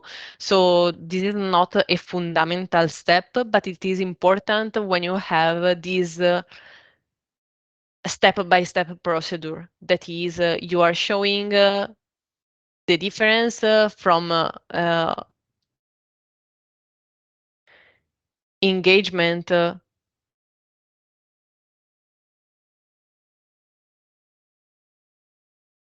with fixed effect, from the base specification to the novelty effects and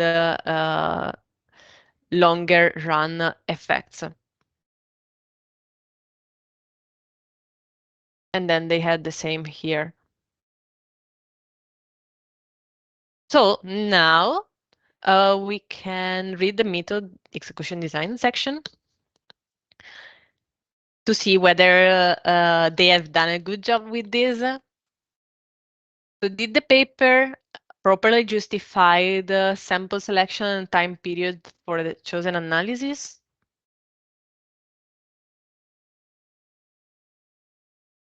I would say yes, as they did in the very beginning when they were telling about all of those 3 studies and describing which kind of data collection they use for each of the study designs. Yes, so it seems at least, I mean, we have read just the first experiment that they had run, so we cannot really say in advance if they did so in every study they had, but we can say that for the first study that they had justified every choice that they had made. And they have justified how they selected the sample, because you remember they told you we excluded we ran 2 analyses. One was including all the observation. The second one was excluding observations from employees for the government, because we think that this can affect their engagement, because they already were transparent on the process because they were working with this process. And also when they did run the experiment. So they collected the data before the change in the application in 2014 and after the change in the application, and 14 months after the change in the application. So this was clear and explicit. So they have done a good job there. Okay, which kind of analysis they have used? They had the bootstrapped method. Here it's also with standard errors. This is also well described and with all the equations made transparent. So I wouldn't say there are issues there. Measures are discussed early, backed up with the prior literature. So here there is one point to say. This is an experiment, not an unusual regression, meaning that they had to be a little bit creative in some of the things that they have done. For example, in their definition of operational transparency. So we cannot say their measures are not backed up with prior literature, but we can buy the fact that they are trustful measures, because there is an element of novelty in and specificity related to the experiment.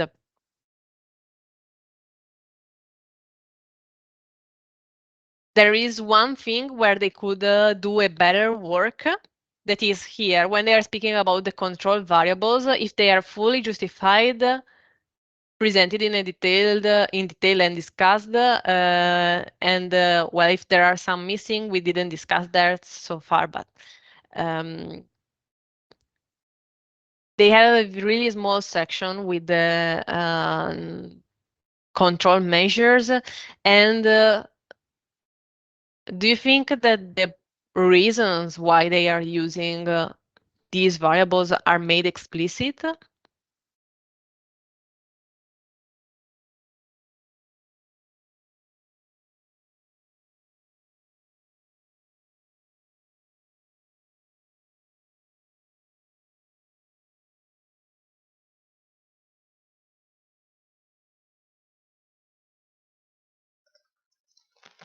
Did you get why they were using the residence tenure or the total number of submissions or the resident and time fixed effects?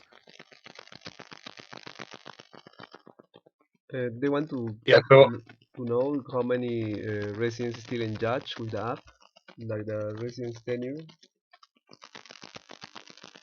If they Yes, but did they explain why? why they use these variables? Yes.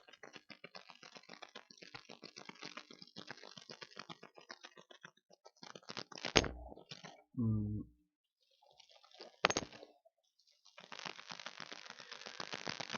not really explained. I cannot find in that paper, but maybe it's for the app Yes. variables. Like some language programming, So, maybe. but yeah, but maybe it's not an answer. So they need to make it clear. One limitation of this paper is that yes, they have introduced variables. They seem to be reasonable ones, but we need to guess why they introduced these variables. We don't know why they introduced tenure or tenure square. We don't know why they used the total number of submissions. We don't know their rationale for using residence and time fixed effects because they didn't make them explicit. Yeah. Now you could say, okay, you can guess it. Usually guessing is not allowed in papers. It's not a nice thing to do. So when you are describing your control variables, this is not a really good example because it's missing the justification behind why these variables were chosen and why not.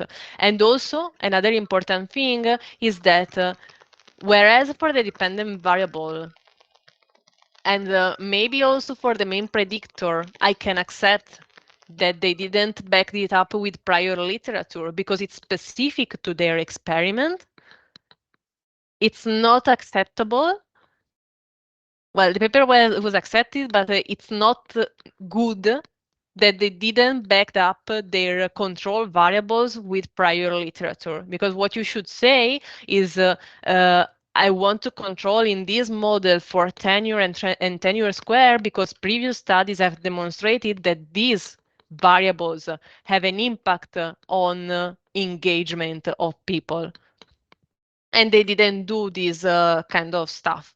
So even though the study is nice, it's designed in a good manner, they have taken care about clearly specifying all their variables and all the data they collected and their procedures.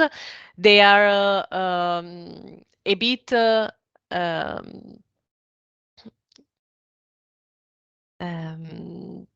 under evaluating the importance of describing the control measures.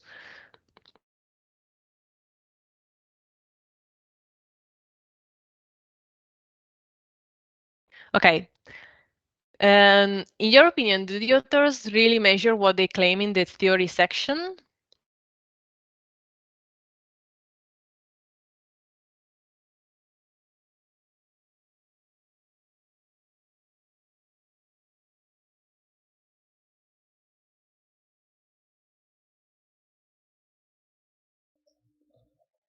Yeah, I think somehow yes, some parts, most of them, because they measure the, I mean, somehow the transparency is affected or not for the citizens and how they willing to use it or not. Okay. I would say also here the answer is a bit difficult because yes, they are measuring operational transparency, and it's clear how they are measuring it. They have promised to study, let me see, engagement and trust.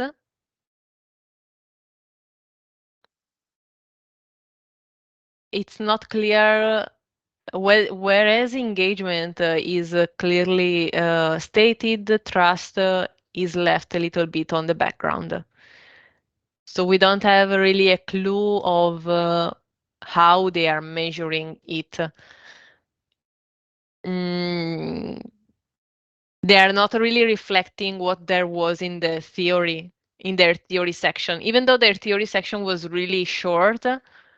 And as I told you, it's an exploratory study, so they didn't have really explicit hypothesis to test. They were promising something and they're doing something a little bit different. The good thing is that this is the first experiment that they are doing. So they are looking at the engagement, and I think that this paper was published because in the following experiments there is something on trust, but if we stop to this part of the paper, they are promising something that they are not testing. Because they are testing engagement, they are not testing trust. Test and analysis are explained why we don't wonder why they had performed this test rather than others. Do you have concerns on this?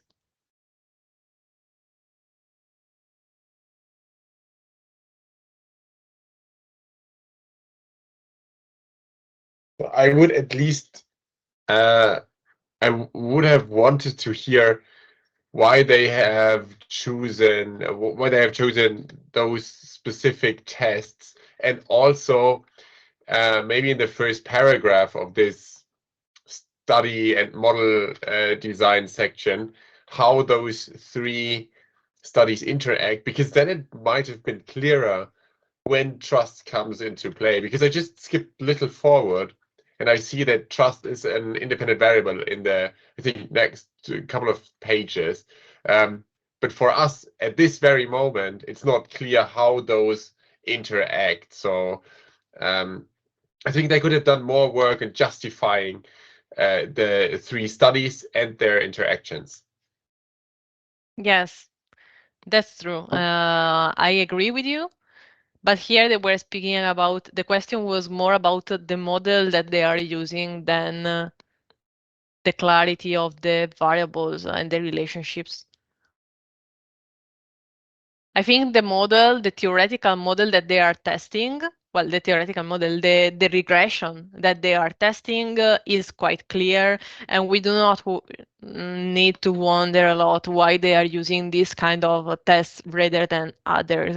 They could use other tests, simpler maybe, but they didn't allow to control for their control variables. Like, for example, they could have run also a simple t-test to see the difference between engagement before and after the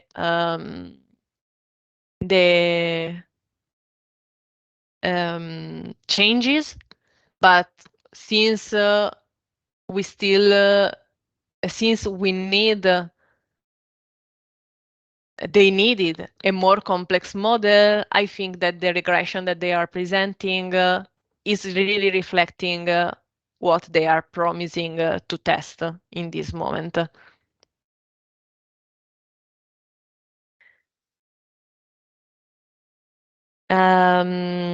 Have you the impression that other factors may have driven well, we didn't read the result yet, but we know what are the variables that they are using to control. Do you think that other variables have been missed, or there are other explanations if we find that there is more engagement after the transparency than the one that they use to control?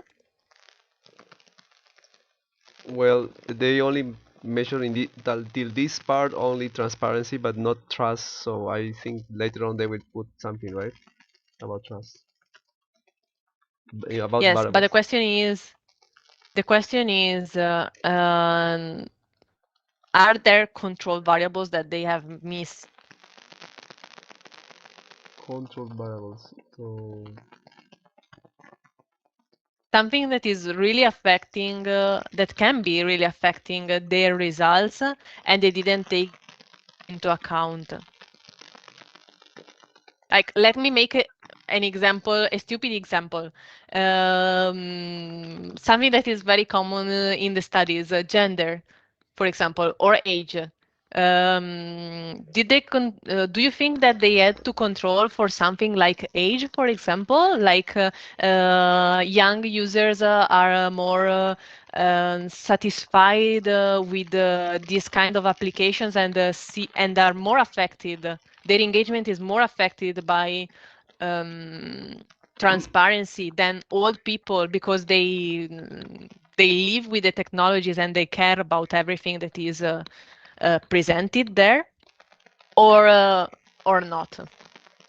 yeah, I think demographic information or variables could be useful for the app, so they can orient the solution. Maybe some seniors or elderly people, they don't know how to use the app, or maybe they don't care. Maybe I don't know. So it should be Well, important. I think that for being able to use the app, they are still controlling because they are testing the total number of the submission that the resident had made. So if you are a user of the application, this means that you are able to use it. If we control for the total number of submissions, we are already controlling somehow for your willingness to use the application.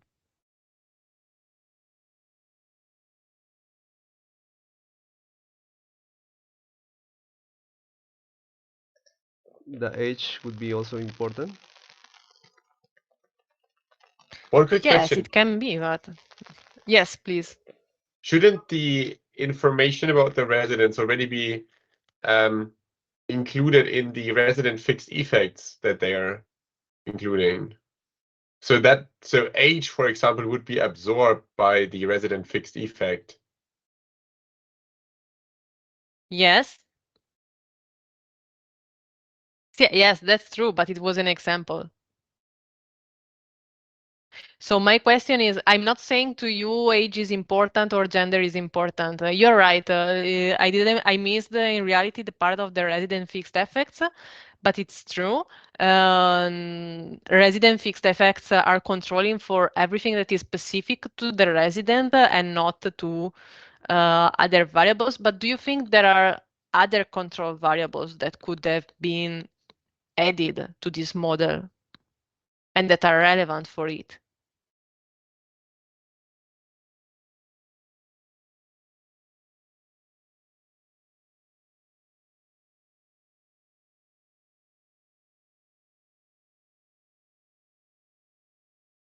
I think I lost Constantine. Maybe I would like to know what is close PCT, because not really clear for me what is the variable close PCT. So they are telling you close CT is the total number of submission that the resident had made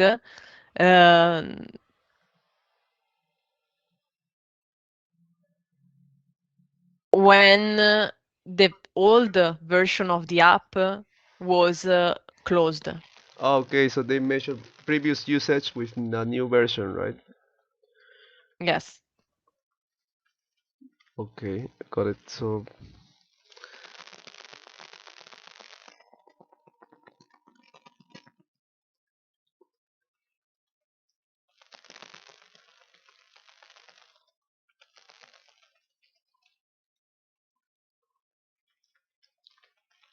I think it's pretty fine. The number, the kind of controls that they are including. The only pity, again, is that they didn't describe them very well.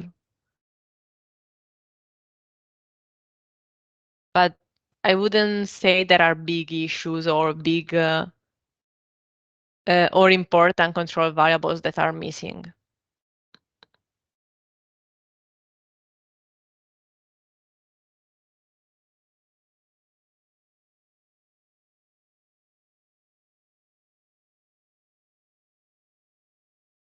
Okay. I would suggest to go for a lunch break and 1 hour. Let's take 1 hour before coming back to class. We will finish to read this paper and to comment on this.